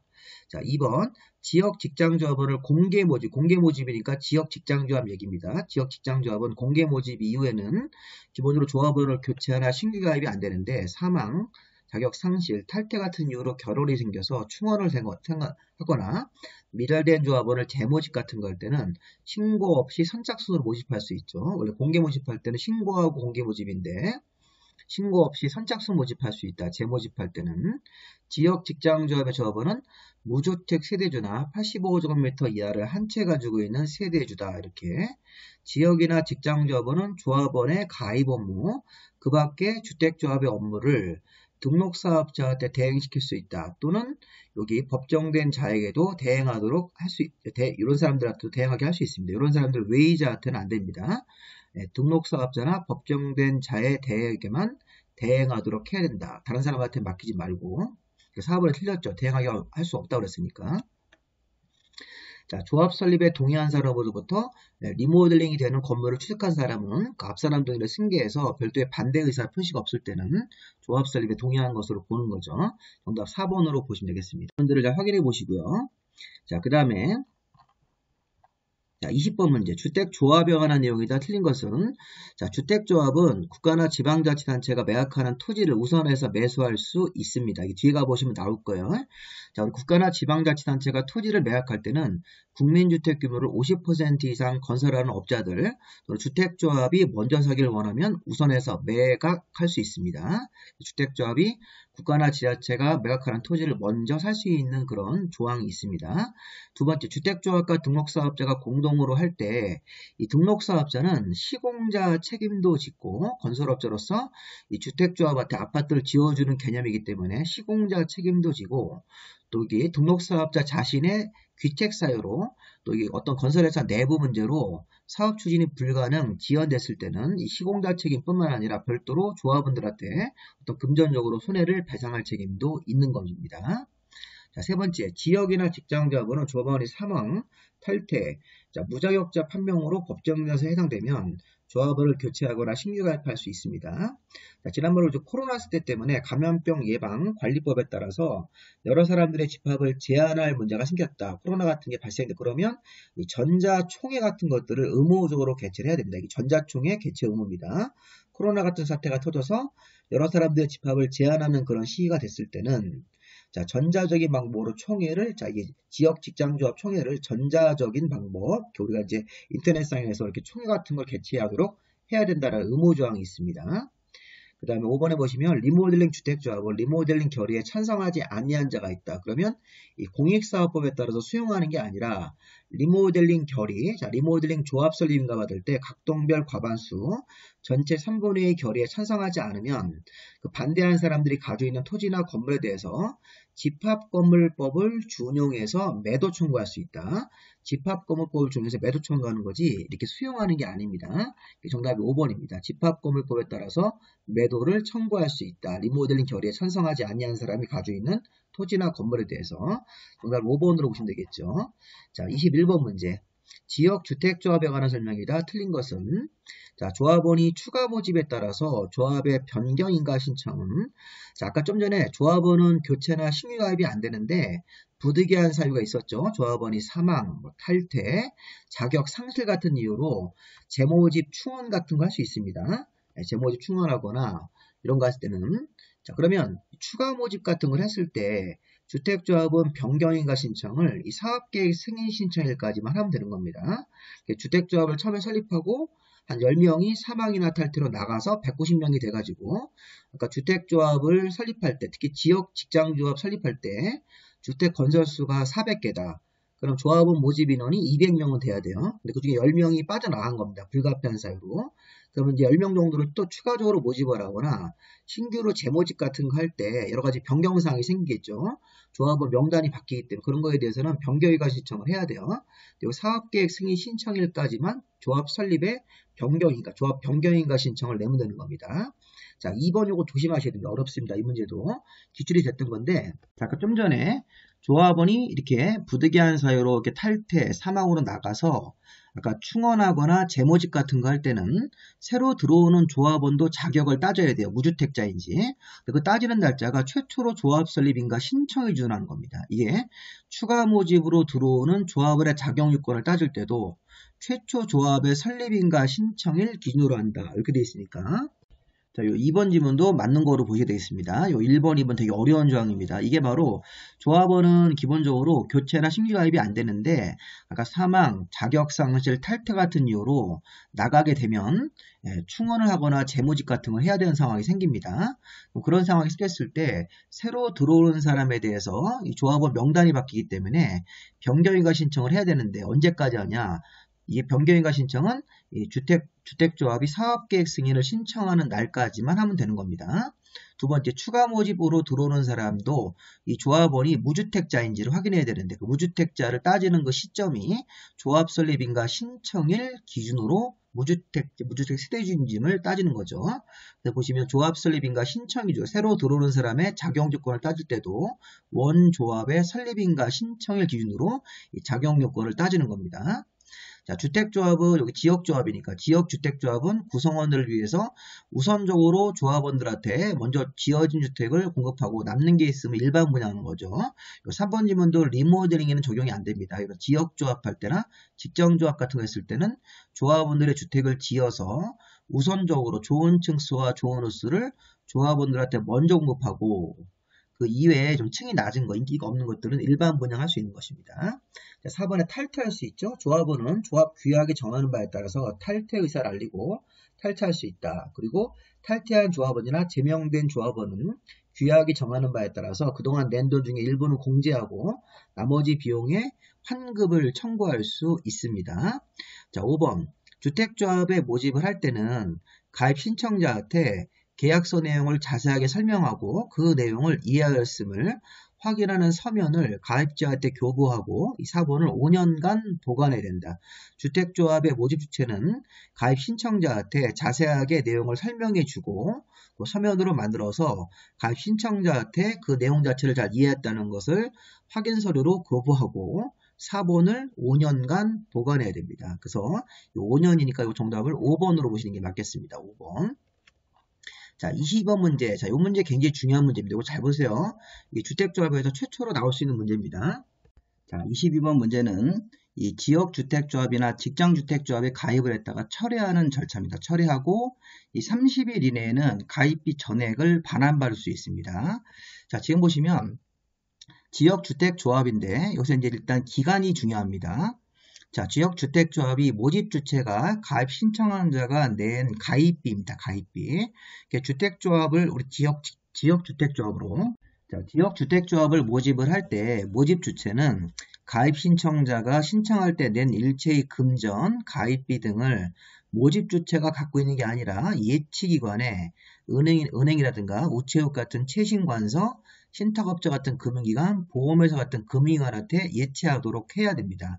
모집 주체는 가입 신청자가 낸 가입비 등을 예치기관 은행 등에다가 예치를 해야 된다. 그러면 가입을 신청한 자가 마음이 바뀌는 거예요. 가입 신청을 했다가 뭐 주위 얘기를 듣고 내가 지역주택조합에 가입을 잘못한 것 같으면 예치한 날로부터 30일 이내에는 청약을 철회할 수 있습니다. 그러면 물건 사고 우리 이제 물건을 반품하듯이 이렇게 30일 안에 주택조합의 가입 청약을 철회할 수 있고 철회 요청서를 모집 주체한테 제출하면 됩니다.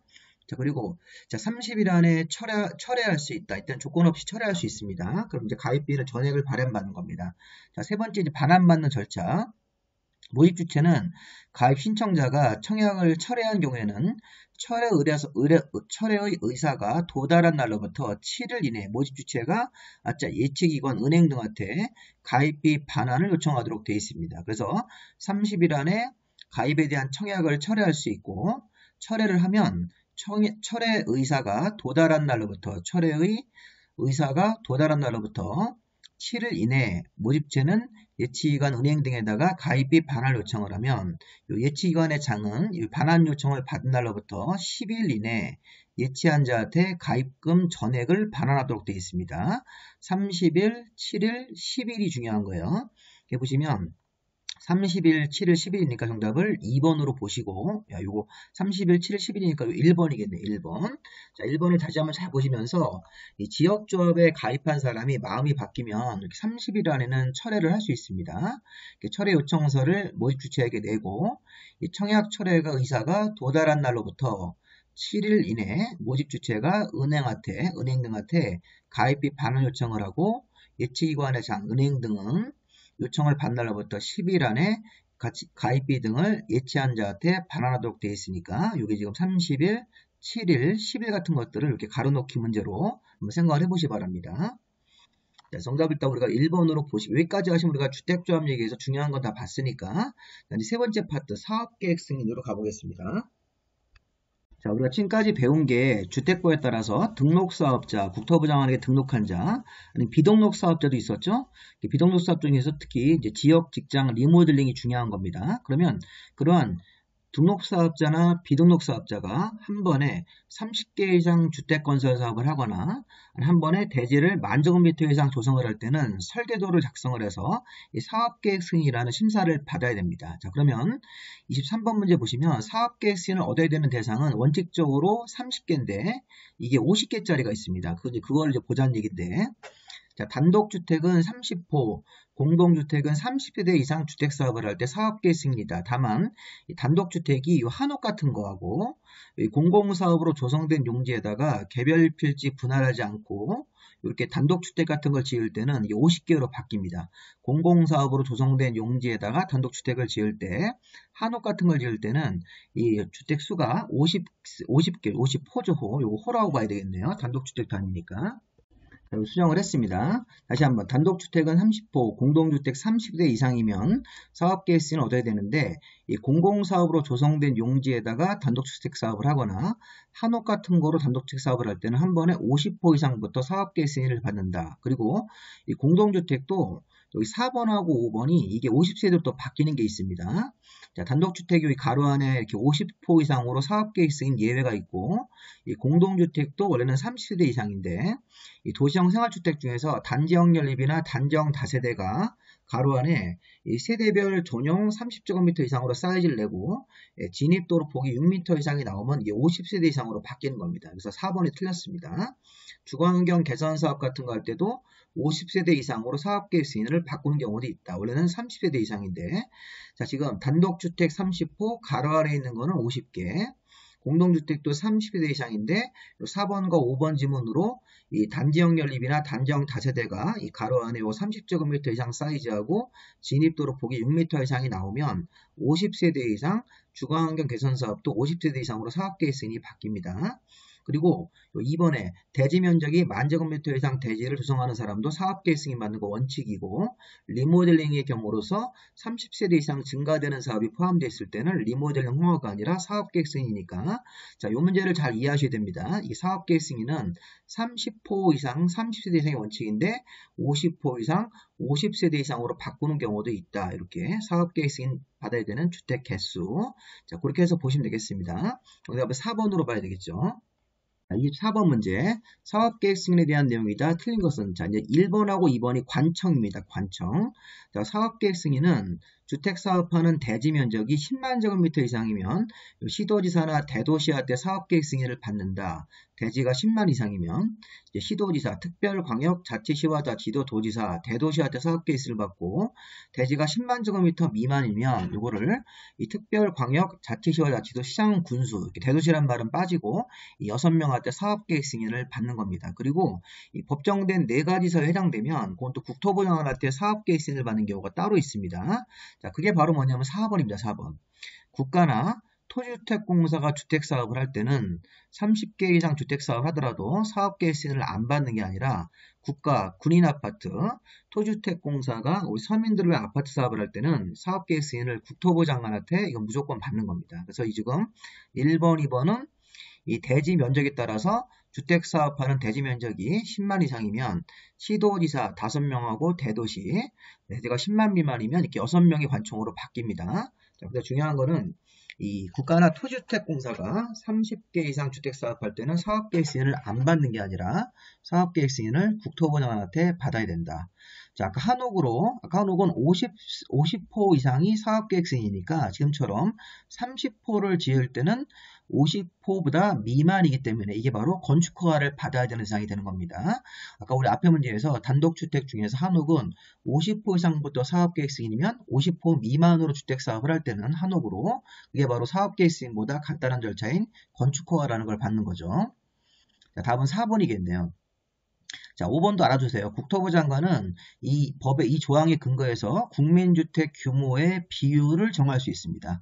자, 국토부 장관은 주택 수급의 적정을 위해서 자, 주택의 75% 우리 건설업자한테 자, 짓는 주택의 75% 이하까지 일정 비율을 국민주택 규모로 건설하게 할 수 있다. 그리고 이 주택조합이나 고용자한테는 100% 이하까지 국민주택 규모로 강제로 건설하게 할 수 있다. 이 75% 옛날에 기출문제였습니다. 자, 국토부 장관은 주택사업 주체한테 75% 이하까지 국민주택 규모의 주택을 건설하게 할 수 있고 이 사업 주체가 주택조합이나 고용자일 때는 100%까지 국민주택 규모로 건설하게 할 수 있다. 국민주택 규모의 의무 건설 비율. 자, 국가나 토지주택공사는 국토부 장관한테 사업계획 승인을 받는다. 자, 사업계획 승인권자의 원칙은 주택 대지 면적이 10만 이상이면 시도지사, 특별광역자치자치도 도지사, 대도시가 되는데 대지가 10만 미만이면 도지사는 빠지고 특별광역자치시와 자치도 시장문수로 바뀌는 겁니다. 자, 24번 정답은 4번. 자, 25번. 자, 25번도 중요한 질문입니다. 이거는 사업계획 승인을 받지 않고 30개 이상 주택사업을 하더라도 사업계획 승인을 안 받고 이거는 건축허가로 빠지는 건물입니다. 규제 완화 차원에서. 대표적인 게 농협중앙회가 조달하는 자금으로 시행하는 농어촌 주택사업. 자, 농어촌 주택사업을 이 농협한테 돈을 지원받아서 할 때는 사업계획 승인을 아예 안 받고 건축허가로 갑니다. 주택사업을 100개, 150개 이렇게 하더라도 사업계획 승인을 안 받고 건축허가로 무조건 빼주는 거예요. 자, 또 하나.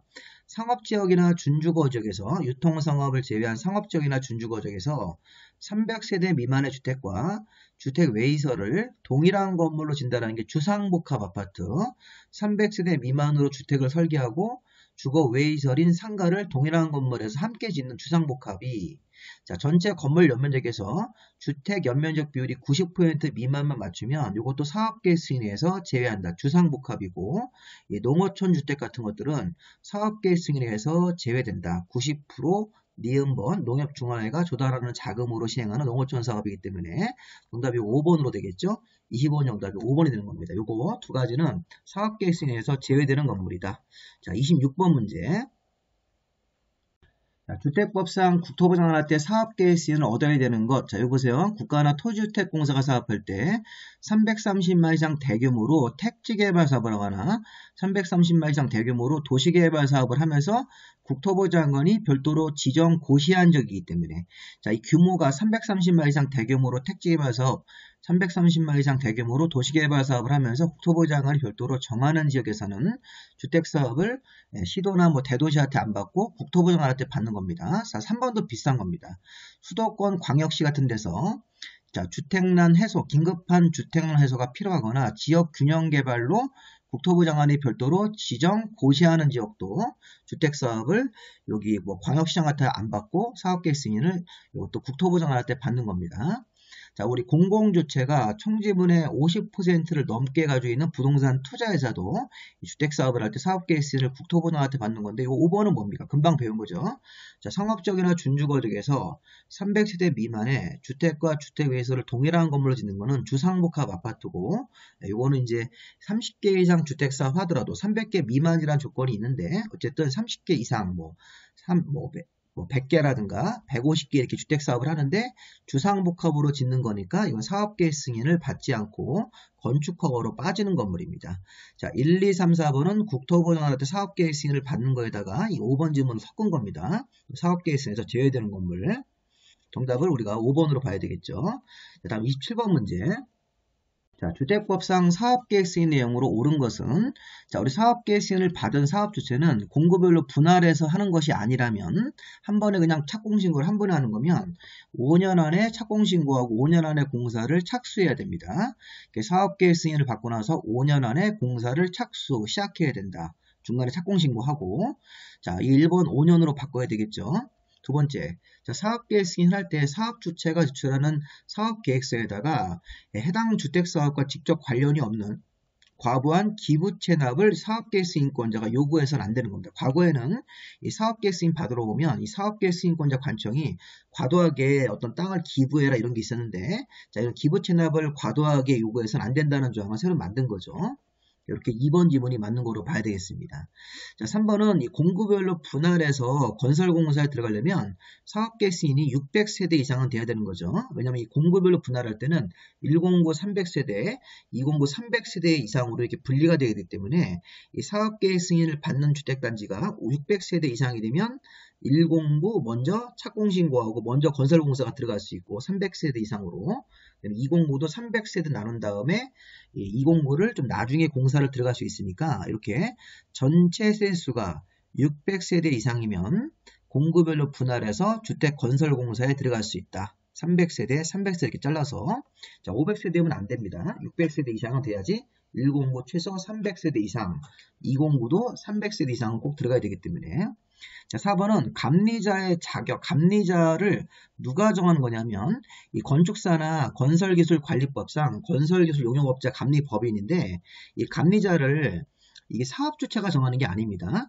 사업계획 승인권자가, 이렇게 사업계획 승인권자 관청이 사업계획 승인을 내주고 나서 건축사나 건설기술관리법에 따른 감리 자격이 있는 자, 건설기술 용역업자를 이 감리법인이라고 생각하시면 돼요. 건축사 자격이 있는 사람이나 감리법인 같은 사람들을 감리자 정하는데, 이 감리자 지정은 사업계획 승인권자가 사업계획 승인 후 관청이 정하는 겁니다. 사업 주체가 스스로 정하는 게 아닙니다. 4번 틀렸고, 자, 5번 같은 경우는 이거 되게 중요한 질문입니다. 5번 질문 중요한데, 사업계획 승인을 받은 내용을 변경할 때도 사업계획 승인입니다. 그런데 이런 말이 있어요. 해설을 보시면 공공주체가, 자, 공공주체요 주택조합이 아닙니다. 자, 우리 공공주체는 누굽니까? 공공주체는 국가, 지자체, 토주택공사, 지방공사입니다. 공공주체가 총 공사비를 20% 이내에서 증감할 때, 공공주체가 대지 면적을 20% 이내로 증감시킬 때, 이런 게 변경 승인을 안 받는 케이스입니다. 이거 보시면 공공주체가란 말이 꼭 붙어야 돼요. 이게 시험 문제에서 2번 나왔습니다. 공공주체가 총 공사비를 20% 이내에서 20% 이내 맞는데 공공주체가 아니잖아요. 주택조합은. 이게 틀린 거예요. 공공주체가 총 공사비를 20% 이내에서 증감할 때, 아니면 공공주체가 국가나 지자체, 토지공사, 지방공사 같은 공공주체가 대지 면적 20% 이내 증감, 이런 게 변경 승인 안 받는 케이스니까 5번도 잘못된. 그래서 이 문제가 5번 지문 때문에 어려운 지문입니다. 5번 지문하고 4번 지문 같은 것도 좀 어렵죠. 이런 것 때문에 좀 심화 지문으로 보시고, 27번 정답은 아까 2번을 답으로 봐야 되겠죠. 과도한 기부 체납을 요구해서는 안 된다. 정답은 2번. 28번 문제. 자, 주택건설 절차에 대한 내용이 다 틀린 것은, 자, 사업계획 승인권자는 필요하면 사업계획 승인을 할 때 도시계획이나 건축, 교통 같은 이런 사항과 사업계획 승인 내용을 통합해서 검토, 심의할 수 있습니다. 통합심의라고 합니다. 자, 두 번째, 사업계획 승인 신청이 들어가면 60일 안에 사업계획 승인 여부를 통보하도록 되어 있습니다. 아까 사업계획 승인 신청을 내면 60일 안에 사업계획 승인 내주는지 안 내는지를 통보하도록 되어 있다. 통보기간. 자, 세 번째, 사업계획 승인을 받으려면 원칙적으로 대지 소유권을 100% 확보하는 게 원칙이에요.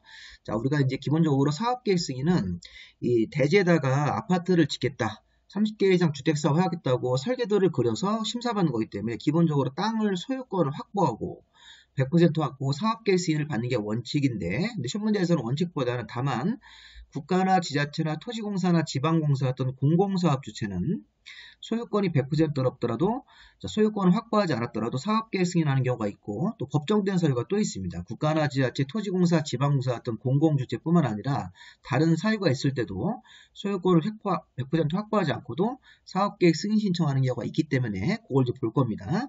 그게 바로 이거 4번입니다.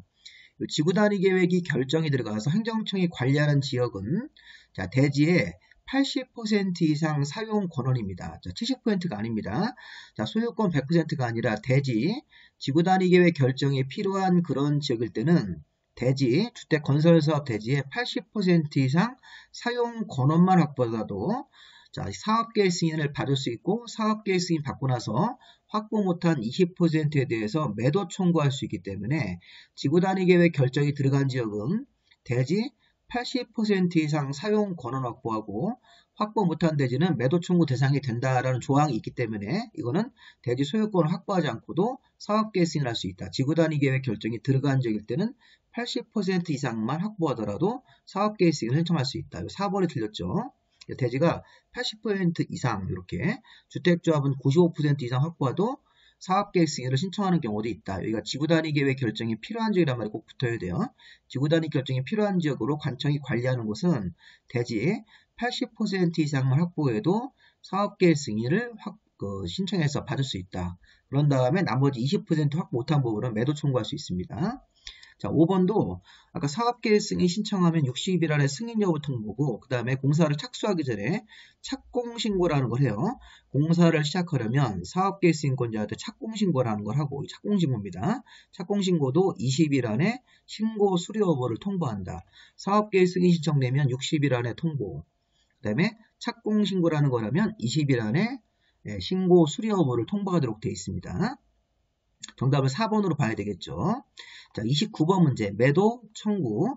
자, 우리 좀 전에 여기 29번 문제 보시면 아까 지구단위 계획 결정이 필요한 지역은 관청이 관리하는 곳이니까 대지의 80% 이상만 확보하면 사업계획 승인을 받고, 확보 못한 부분은 매도 청구할 수 있었습니다. 그런데 여기서 보시면 80% 이상이라고 하더라도 95% 이상을 확보한 경우에는 이렇게 80% 이상 중에서 95%까지 이상으로 확보한 사람은 사업계획 승인을 받고, 확보 못한 5%, 여기 확보 못한 대지가 5%에 대해서 모두에게 매도 청구할 수 있다. 이런 세부 조항이 있습니다.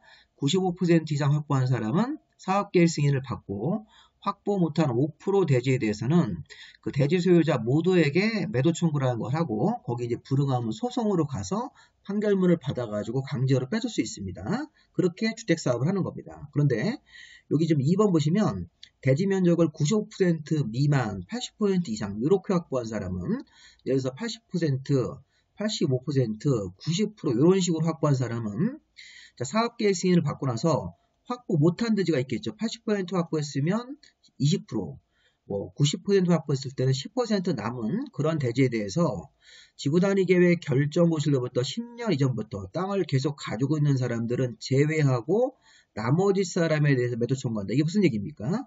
만약에 80%만 확보했다. 95% 이상이 아니라 80%만 확보한 사람은 확보 못한 부분이 20%가 남고, 그 20% 땅 주인에 대해서 모두에게 매도 청구할 수는 없습니다. 자, 여기 보시면 그 20%가 남으면 10년 이전부터 땅을 계속 가지고 있는 사람들은 제외하고 나머지 자에 대해서만 매도 청구해서 소송으로 갈 수 있고, 10년 이상 땅을 가진 사람들은 그 사람들이 원하는 땅값을 다 지급하고 이게 토지를 매수하라는 거죠. 이런 식으로 해서 실무 가면 95% 이상 확보하면 남은 토지 모두에 대해서 매도 청구, 요거를 많이 합니다. 실무 가면. 시험 볼 때는 80%, 90% 이렇게 확보한 사람들은, 자, 10년 정도 이상 땅을 가진 사람들은 제외하고 나머지에 대해서만 매도 청구를 하는 겁니다. 굉장히 중요한 질문입니다. 3번의 매도 청구는 시가로 하는 거죠. 3개월 정도 충분히 협의를 해야 됩니다. 1번, 2번 같은 매도 청구할 때 3개월 정도 이상 시가, 여기 시가입니다. 답이 3번입니다. 그래서 매도 청구, 확보 못한 대지에 대한 매도 청구는 시가로 매도할 것을 청구할 수 있다. 감정 가격은 너무 낮죠. 시가로 청구하고 이 매도 청구하기 전에 3개월 이상 충분히 협의하고 3개월 동안 가격 협상이 안 되면 시가라는 걸 계산한 다음에 제시하고 매도 청구한 다음에 거기 불응할 테니까 매도 청구 소송으로 가라는 얘기죠. 그리고 5번. 자, 이 1, 2, 3, 4번은 아까 80% 이상 확보한 사람, 95% 이상 확보한 사업 주체가 사업 계획서를 받고 나서 매도 청구하는 조항이고, 5번은 별도입니다. 자, 리모델링 주택조합은 리모델링 결의, 아까 리모델링 결의가 리모델링 조합 설립인가 받을 때 각동별 과반수 전체 3분의 거의 결의에 반대하면 일정한 시기가 되어서 반대한 사람이 가지고 있는 토지나 건물에 대해서 매도 청구할 수 있습니다. 이렇게 매도 청구했을 때는 집합건물법에 따라서 매도 청구 절차를 진행합니다. 자, 이렇게 리모델링 결의에 반대한 사람에 대해서도 집합건물법을 준용해서 이 매도 청구할 수 있으니까 5번 질문 맞다고 보셔야 되겠습니다. 정답은 3번이 되겠습니다. 자, 30번의 주택건설 절차.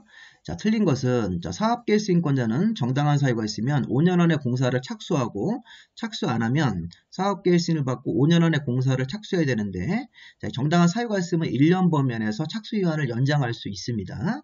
그 정당한 사유는 뒤에 좀 이따 이제 지문으로 나올 겁니다. 1년 범위에서 착수기간이 연장되면 5 플러스 1이 되겠죠. 자, 사업계획 수행권자는 연장이 안 됐다면 5년 안에 공사 착수를 정당한 소유 없이 안 하면 사업계획 수행을 취소할 수 있다. 맞습니다. 자, 3번은 100호 이상 주택사업을 하거나 16,500 이상의 대규모로 대지사업을 할 때는 이 간서인설의 설치 의무자가 사업주체가 아닙니다. 이 간서인설의 설치 의무자는 별도로 따로 있다. 이렇게. 그래서 간서인설의 설치 의무자가 사업주체가 아닙니다. 답이 3번이 되는 겁니다. 자, 해설을 보시면 자, 100호 이상 주택사업을 하거나 16,500 이상의 대지사업을 할 때는 사업주체가 자, 이렇게 이런 경우에 간서인설의 설치 의무자는 다음과 같다. 지문에서는 사업주체가 간서인설을 직접 설치한다고 되어 있으니까 틀린 겁니다. 자, 사업주체가 100호 이상 사업을 하거나 16,500 이상 대지사업을 한다면 간서인설의 설치 의무자는 도로나 상하수는 지방자치단체, 전기나 통신이나 가스, 지역난방은 이것을 공급하는 자가, 우체통 같은 것들은 국가가 설치하도록 별도로 설치하는 자가 따로 이렇게 되어 있으니까 요거 사업주체가 직접 간서인설을 설치한다. 이게 틀린 겁니다. 자, 간서인설의 설치 시기는 사용검사일까지는 맞습니다. 이거는. 자, 그 다음으로 이제 공구별로 분할해서 착공한다. 만약에 사업계획 시행을 600개 받으면 1공구 300개를 떼서 먼저 착공신고를 하고 공사를 진행합니다. 자, 그게 이제 5년 안에 공사 착수 들어가야 되고 2공구는 자, 2공구는 최초 공구 착공신고하고 나서 2년 안에 공사 착수, 1공구는 5년, 2공구 넘어가는 건 2년 기억하시면 되겠습니다. 4번, 5번 잘 기억하셔야 돼요. 공구별로 구분해서 착공한다. 그래서 사업계획 시행을 600개 받으면 1공구는 사업계획 시행을 받고 5년 안에 공사를 시작해야 돼요. 이제 2공구로 넘어갈 때는 최초 공구 외의 공구니까 2공구 같은 거, 2공구나 3공구는 최초 착공신고로부터 2년 안에 공사를 착수해야 된다. 최초 공사 착공신고하고 나서 2년 안에 공사를 착수해야 되기 때문에 이런 식으로 해서 처음 1공구는 5년, 사업계획 시행 받고 5년 안에 착공이 들어가는 거고 자, 최초 공구 외에 2공구 같은 경우는 1공구 착공신고하고 나서 2년 안에 공사를 착수해야 됩니다. 그리고 여기 4번하고 5번 지문에 이런 것도 아셔야 돼요. 1공구를 5년 안에 공사 시작을 안 하면 사업계획 시행을 취소할 수 있습니다. 근데 2공구 요 2년 안에 공사를 안 했다고 그래서 착공신고를 안 했다고 그래가지고 2년 안에 공사 착수를 안 했다고 그래서 사업계획 시행을 취소할 수는 없습니다. 요 4번 같은 경우는 위반하면 사업계획 시행 취소가 됩니다.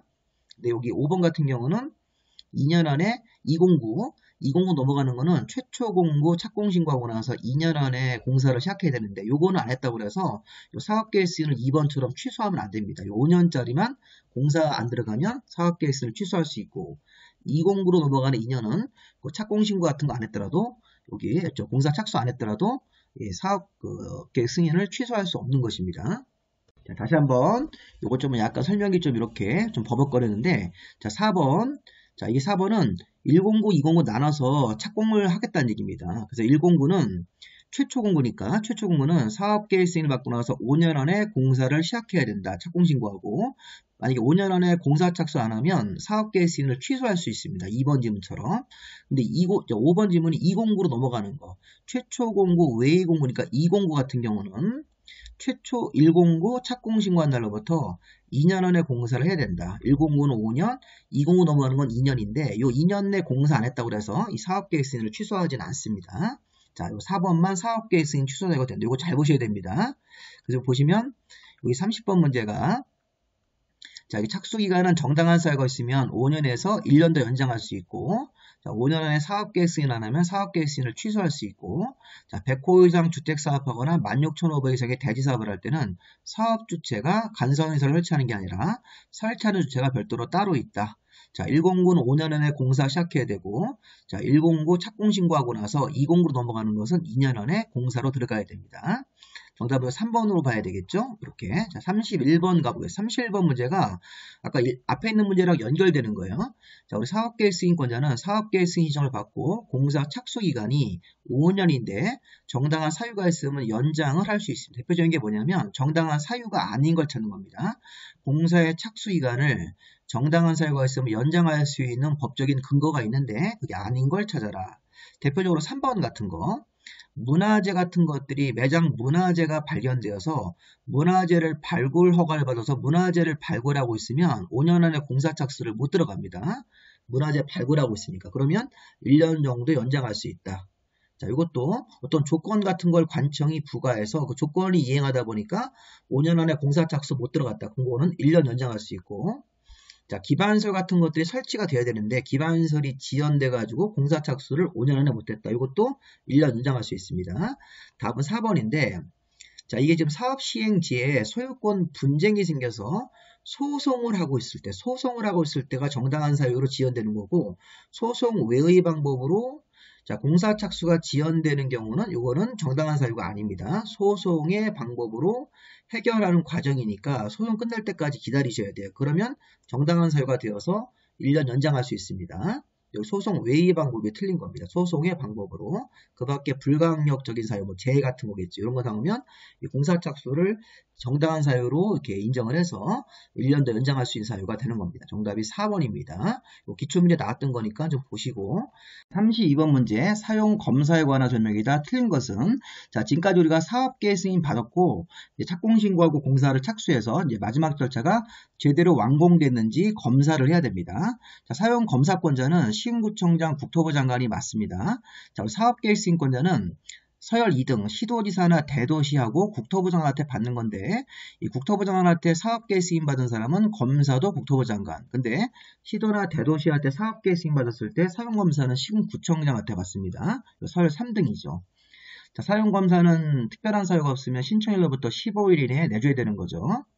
자, 사업 주체가 파산 등의 사유로 사용검사를 받을 수 없다. 그러면 이 시공을 보증한 자가 잔여공사라고 사용검사를 받습니다. 또 시공을 보증한 자도 파산하거나 없을 때는 입주예정자 대표회의가 마지막으로 잔여공사 마무리하고 사용검사를 받는 거니까 이렇게 자, 파산했을 때 사용검사를 아예 안 받고 주택을 사용할 수 있다가 당연히 틀린 거죠. 자, 공동주택은 동별로 먼저 완공된 동이 있으면 임시사용 승인 받을 수 있고 세대별로도 임시사용 승인 같은 거 할 수 있습니다. 그 다음에 우리 공구별로 분할해서 이 사업계획 승인을 받은 경우 공구별로도 사용검사를 받을 수가 있는 거죠. 109 먼저 나눠서 300개 나눠가지고 자, 착공신고하고 공사 들어갔으니까 이 사용검사도 이 공구 단위로 받을 수 있는 것입니다. 정답이 이거 지금 3번 보시면 되겠죠. 자, 33번 문제로 가보겠습니다. 자, 33번은 사용검사 이후에 매도 청구라는 조항이죠. 자, 33번 문제도 우리 수업 시간에 여러 번 본 건데 이게 주택 건설 사업이 완료가 되어서 사용검사까지 나오면 주택을 분양받은 사람들이 입주를 합니다. 그러면 그 주택단지 안의 땅은 대지는 입주자들의 공동 소유입니다. 그렇죠? 아파트 입주하면 아파트 건물 부분 이제 자기 전용 면적으로 갖고 그다음에 땅 같은 거는 대지는 공유 지분을 가지고 대지를 갖고 있는데 이 대지의 일부에 대해서 이 소송이 제기돼 가지고 소유권을 뺏어가는 사람이 생긴 겁니다. 이게 자, 사업계획 승인을 받고 나서 사용검사까지 다 끝났어요. 그럼 이제 새 아파트가 완공돼서 주민들이 입주를 했는데 그 주택 단지 일부 토지가 소유권 이전 등기, 자, 최초 이 건설회사가 이게 땅을 이렇게 살 때 소유권 이전 등기 해갔는데 그게 말소송을 제기한 겁니다. 그래서 이거를 실수요자가 자, 주택단지 땅의 일부를 소유권을 뺏어가면 그거를 다시 되찾아오는 게 매도 청구입니다. 지금 보면 주택의 소유자, 주택을 분양받은 소유자가 자, 소유권을 뺏어간 갑에게 다시 한번 시가로 매도 청구할 수 있는 겁니다. 시가로. 자, 왜냐면 이 갑이 이 주택단지 안에 땅의 일부를 소유권을 소송을 제기해서 소송이 승소해가지고 이 토지 소유권을 일부를 뺏어온 이 일부가 5% 미만입니다. 5%가 넘으면 매도 청구를 못합니다. 주택단지 땅에 5% 미만 되는 땅의 면적을 갑이라는 사람이 소유권을 회복해서 뺏어가면 주택 소유자가 다시 되찾아오기 위해서 이 시가로 매도할 것을 청구할 수 있다. 1번 틀렸고, 자 2번. 자, 매도 청구할 때 매도 청구를 하면 이거 대법원 불응하기 때문에 소송을 제기합니다.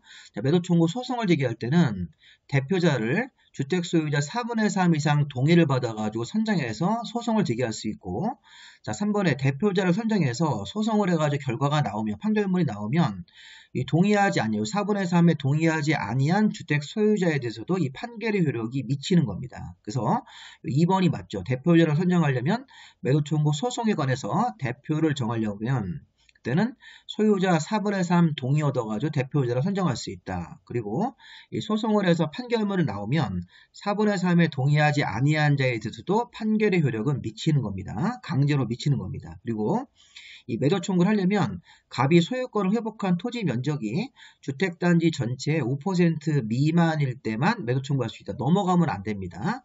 그리고 이 매도 청구는 소유권을 회복한 날로부터 2년이 지나면 매도 청구할 수 없는 겁니다. 회사를 보시면 2년이 경과한 후에는 매도 청구할 수 없다. 왜냐하면 우리 법에서 이 매도 청구의 의사표시가 소유권을 회복한 날로부터 2년 안에 송달이 돼야 된다. 송달돼야 되는 기간이 2년이기 때문에 2년이 지나고 나면 매도 청구할 수 없는 겁니다. 소유권을 회복하고 나서 2년간 막 놀다가 매도 청구를 할 수는 없고, 매도 청구의 의사표시가 소유권 회복한 날로부터 2년 안에 송달되어야 되기 때문에 2년 안에 매도 청구를 해야 된다고 봐야 되겠죠. 2년 5% 넘어가면 매도 청구할 수 없다. 대표자를 정해서 소송을 제기하려고 하면 4분의 3 동의가 필요하고, 이 소송 판결문의 결과는 동의하지 아니한 자에서도 강제로 법에 따라서 효력이 미치는 겁니다. 시가로 매도 청구하는 거죠. 시가로. 자, 이렇게 매도 청구를 하는 게 총 3번을 배우셔야 돼요. 이게 사용검사 이후의 매도 청구, 그다음에 리모델링 결의에 반대하는 사람이 있으면 리모델링 결의 각동별 과반과 전체 3분의 2에 반대하는 사람이 있으면 그 반대하는 사람이 갖고 있는 토지나 건물에 대해서 리모델링 조합이 매도 청구해서 그걸 다시 이렇게 뺏을 수 있는 거죠.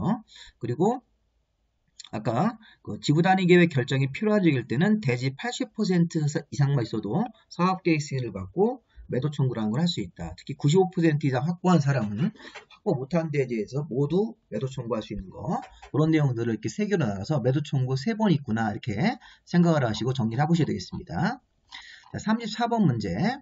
34번 문제는 자 1번 요거 국가나 지방자치단체는 자 여러분들 교재에 이게 토지주택공사라고 되어 있는데 이거 지금 오류입니다. 자 요거 좀 수정을 좀 해야 되겠습니다. 자 요거 교재에 이거 토지주택공사 요거를 좀 바꾸셔야 되겠습니다.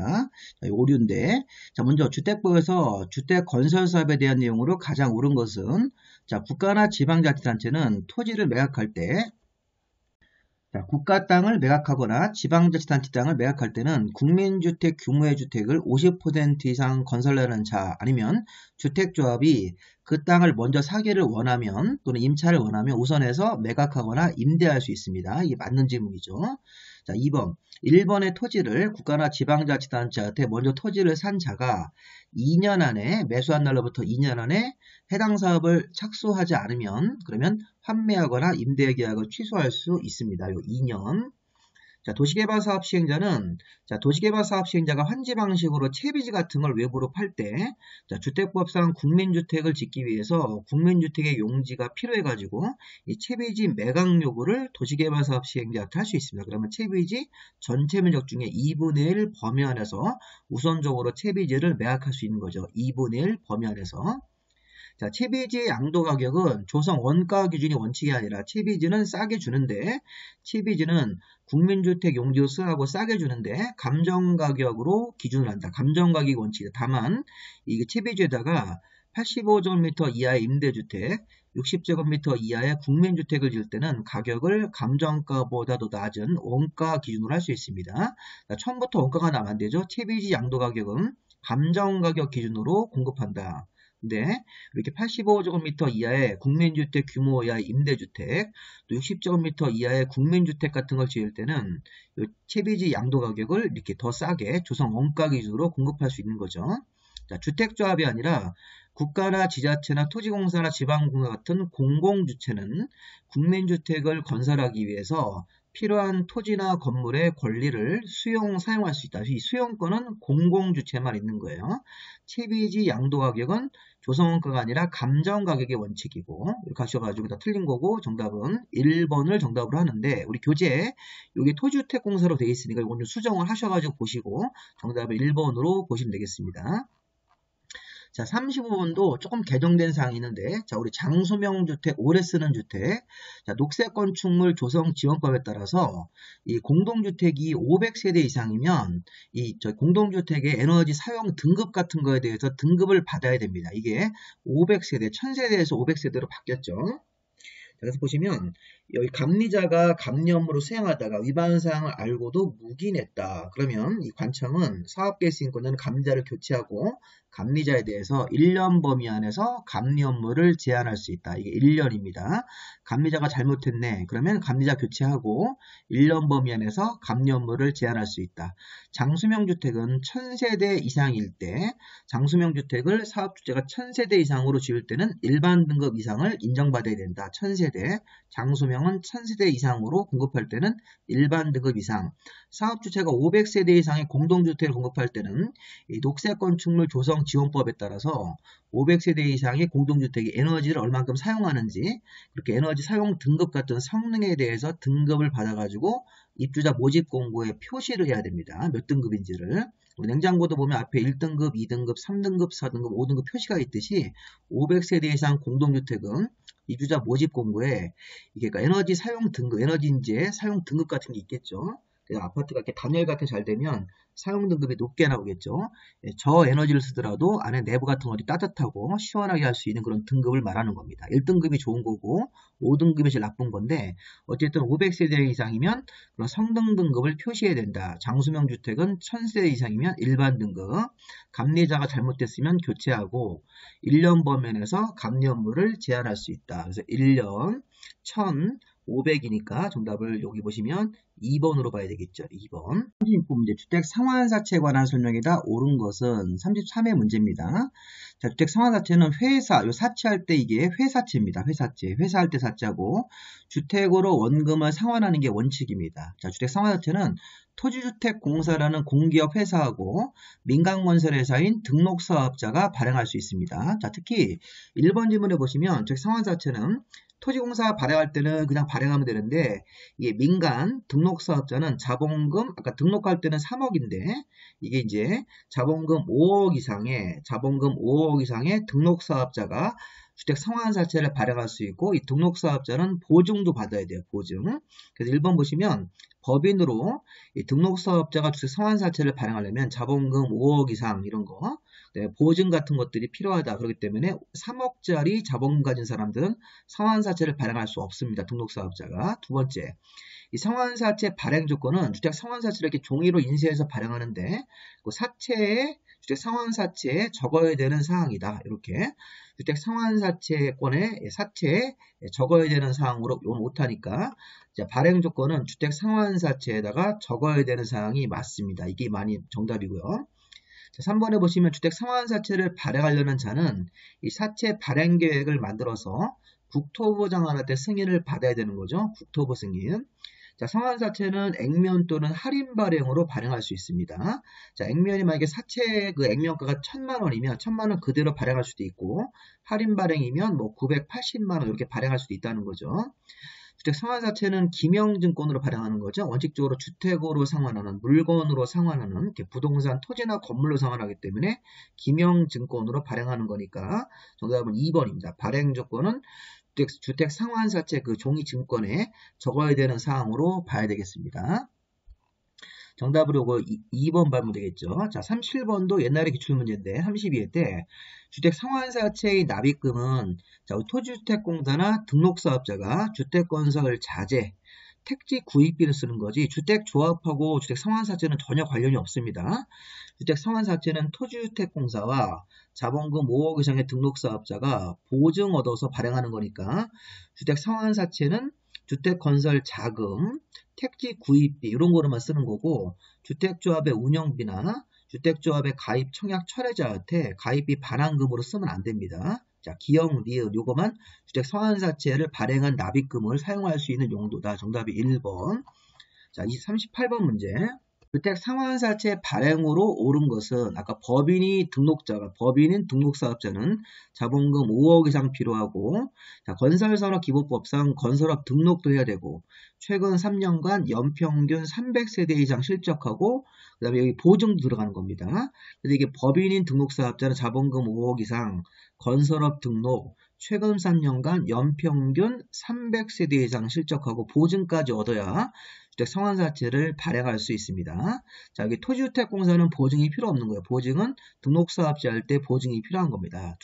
토지주택공사는 자본금 이런 거 없습니다. 보증도 필요 없고 그냥 공기업으로서 주택상환사채를 발행할 수 있고 자, 주택상환사채는 법정된 사유가 아니면 양도나 중도 해약이 안 됩니다. 주택상환사채를 양도하면 이건 공급질서 교란금지로 투기 목적으로 거래한 것으로 보고 처벌합니다. 물론 해외 이주 같은 부득이한 사유가 있을 때는 팔고 나갈 수 있는 거죠. 자, 등록사업자의 등록이 말소되더라도 이미 발행한 주택상환사채는 효력이 유지가 돼야 되는 겁니다. 효력이 상실되고 즉시 상환하는 게 아닙니다. 등록사업자가 등록이 말소가 됐더라도 주택상환사채의 효력은 그대로 유지가 되고 이 상환사채 관련된 주택사업은 계속 해야 되는 것이죠. 그리고 주택상환사채의 납입금은 국토부 장관이 관리하는 게 아니라 금융기관이 관리합니다. 그 납입금은 이 보증기관이 있으면 보증기관과 이 사채 발행자가 협의해서 금융기관에서 이 납입금을 관리한다. 정답을 우리가 이 3번으로 봐야 되겠죠. 옳은 거니까 원칙적으로 양도나 중도 해약이 안 된다. 주택상환사채도 주택을 받을 수 있는 증서이기 때문에 39번 주택상환사채 문제 하나 더 보시면 토지주택공사나 지방공사가 아니에요. 속으시면 안 돼요. 토지주택공사가 발행하는 건 맞고 자본금 5억 이상의 등록사업자 이런 사람들이 보증받아서 발행하는 거죠. 자, 발행계획을 만들어서 이거 뭡니까? 국토부 장관 승인이죠. 자, 액면 할인 발행 가능하고 김영식 증권으로 발행하는 거 맞네요. 3번이 답입니다. 주택상환사채 상환기간은 발행한 날로부터 주택을 지어서 공급 계약한 날까지 이 상환사채가 3년을 초과할 수 없는 겁니다. 3년을 초과할 수 없다. 자, 주택상환사채 발행에 대해서 이 법의 규정을 제외하고는 민법의 상법이 상법. 이 상환사채는 회사채이기 때문에 상법에 사채 발행 규정을 적용한다. 이 상법 규정을 적용하게 되어 있습니다. 자, 사채 상환기간은 3년을 초과할 수 없고 자, 그 다음에 40번 문제 우리 마지막으로 보고 이렇게 두 번째 주택법 강의로 넘어갈게요. 이게 너무 길어가지고.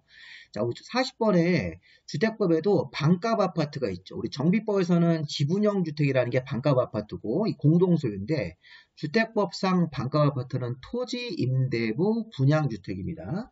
자, 우리 토지임대부 분양주택이라는 거의 특징은 자, 토지임대부는 건물만 분양받는 거예요. 그리고 보통 아파트를 분양받으면 건물과 토지를 양쪽 다 분양받는 건데, 자, 토지임대부는 토지는 이 건설 사업을 한 사업 시행자가 갖고, 이렇게. 자, 토지는 만약에 토지공사가 사업을 했으면 토지공사가 땅에 대한 소유권을 갖고 있고, 자, 건물 부분만 분양받는 게 토지임대부 분양주택입니다. 그래서 토지임대 분양주택은 필연적으로 임대차가 나오셔야 돼요. 자, 임대차 기간은 50년 이상 이내로 하는 게 아니라 40년 이내고 연장을 또 40년 할 수 있습니다. 이게 75% 이상 계약갱신 같은 거에 동의 나오면 자, 일단 보세요. 토지임대부 분양주택은 건물만 분양받고 토지는 건설 사업을 한 주체가 갖고 있다, 소유권을. 그래서 이 건설 사업을 한 사업 주체가 토지 소유권을 갖고 있고 건물만 분양받은 사람들은 이 건물하고 토지에 대해서 임대차 기간을 설정하는데 원칙적으로 40년 이내로 한다. 그리고 40년 범위 안에서 연장할 수 있습니다. 갱신. 2번에 보시면 임대차 기간을 40년 이내에서 먼저 하고 갱신을 하려면 토지임대부 분양주택 소유자의 75% 이상이 계약갱신을 청구하면 또 40년 이내로 기간을 정해서 계약갱신을 할 수 있습니다. 그리고 토지임대부 분양주택은 토지임대료, 자, 우리가 토지를 임차해서 쓰는 거니까, 자, 토지임대료를 보증금으로 전환할 수 있습니다. 이렇게 토지임대료를 월별로 원칙적으로 납부해야 되는데, 이렇게 분기가 아닙니다. 월별입니다. 이게 틀렸죠. 그리고 이 토지임대료를 이렇게 전세 보증금 형태로 전환할 때는 그 이자율을 따질 때 3년 만기 정기예금 금리 평균 이자율을 계산해서 이 보증금 형태로 전환할 수 있다. 월별로 토지임대료를 내다가 이걸 보증금으로 전환하려면 3년 만기 정기예금 이자율 이런 거로 계산해가지고 보증금을 산정하는 거고, 자, 토지임대 분양주택을 공급받은 사람들이 토지임대 분양주택을 양도할 때 이거를 토지주택공사한테 매입 신청을 하는 겁니다. 시도지사에게 신청하는 게 아니죠. 그래서 자, 임대차 기간은 40년 이내. 자, 일단 한번 정하고 임대차 기간을 갱신하려면 75% 이상 동의가 나왔을 때 임대주택에 분양받은 사람들이 토지임대부 분양주택의 건물주들, 자, 토지임대부 분양주택의 소유자 등이 75% 이상 계획갱신을 청구하면 또 40년 기간을 잡아서 40년 이내로 연장할 수 있습니다. 자, 월별로 임대료를 내야 되고, 자, 월별 임대료를 이 보증금 형태로 전환하고 싶을 때는 은행에 3년 만기 정기예금 금리 이자율을 기준으로 이 보증금을 계산한다. 그리고 토지임대부 분양주택을 갖고 있던 사람이 이거를 다른 데로 이사하고 싶으시면 팔고 나갈 수 있는데 이 토지주택공사한테 우선 매입을 신청하는 겁니다. 자, 이렇게 토지임대부 분양주택이 작년도에 나왔는데 한번 좀 관련 내용들 한번 살펴보시기 바랍니다. 자, 여기까지 하시고 뒤에 보시면 주택에 이제 공급하고 리모델이 남았는데 한 15문제 한 20문제 남았는데 그거는 우리 두 번째 강의에서 설명을 드리도록 하겠습니다. 자, 여기까지 마무리하고 일단 고생하셨습니다.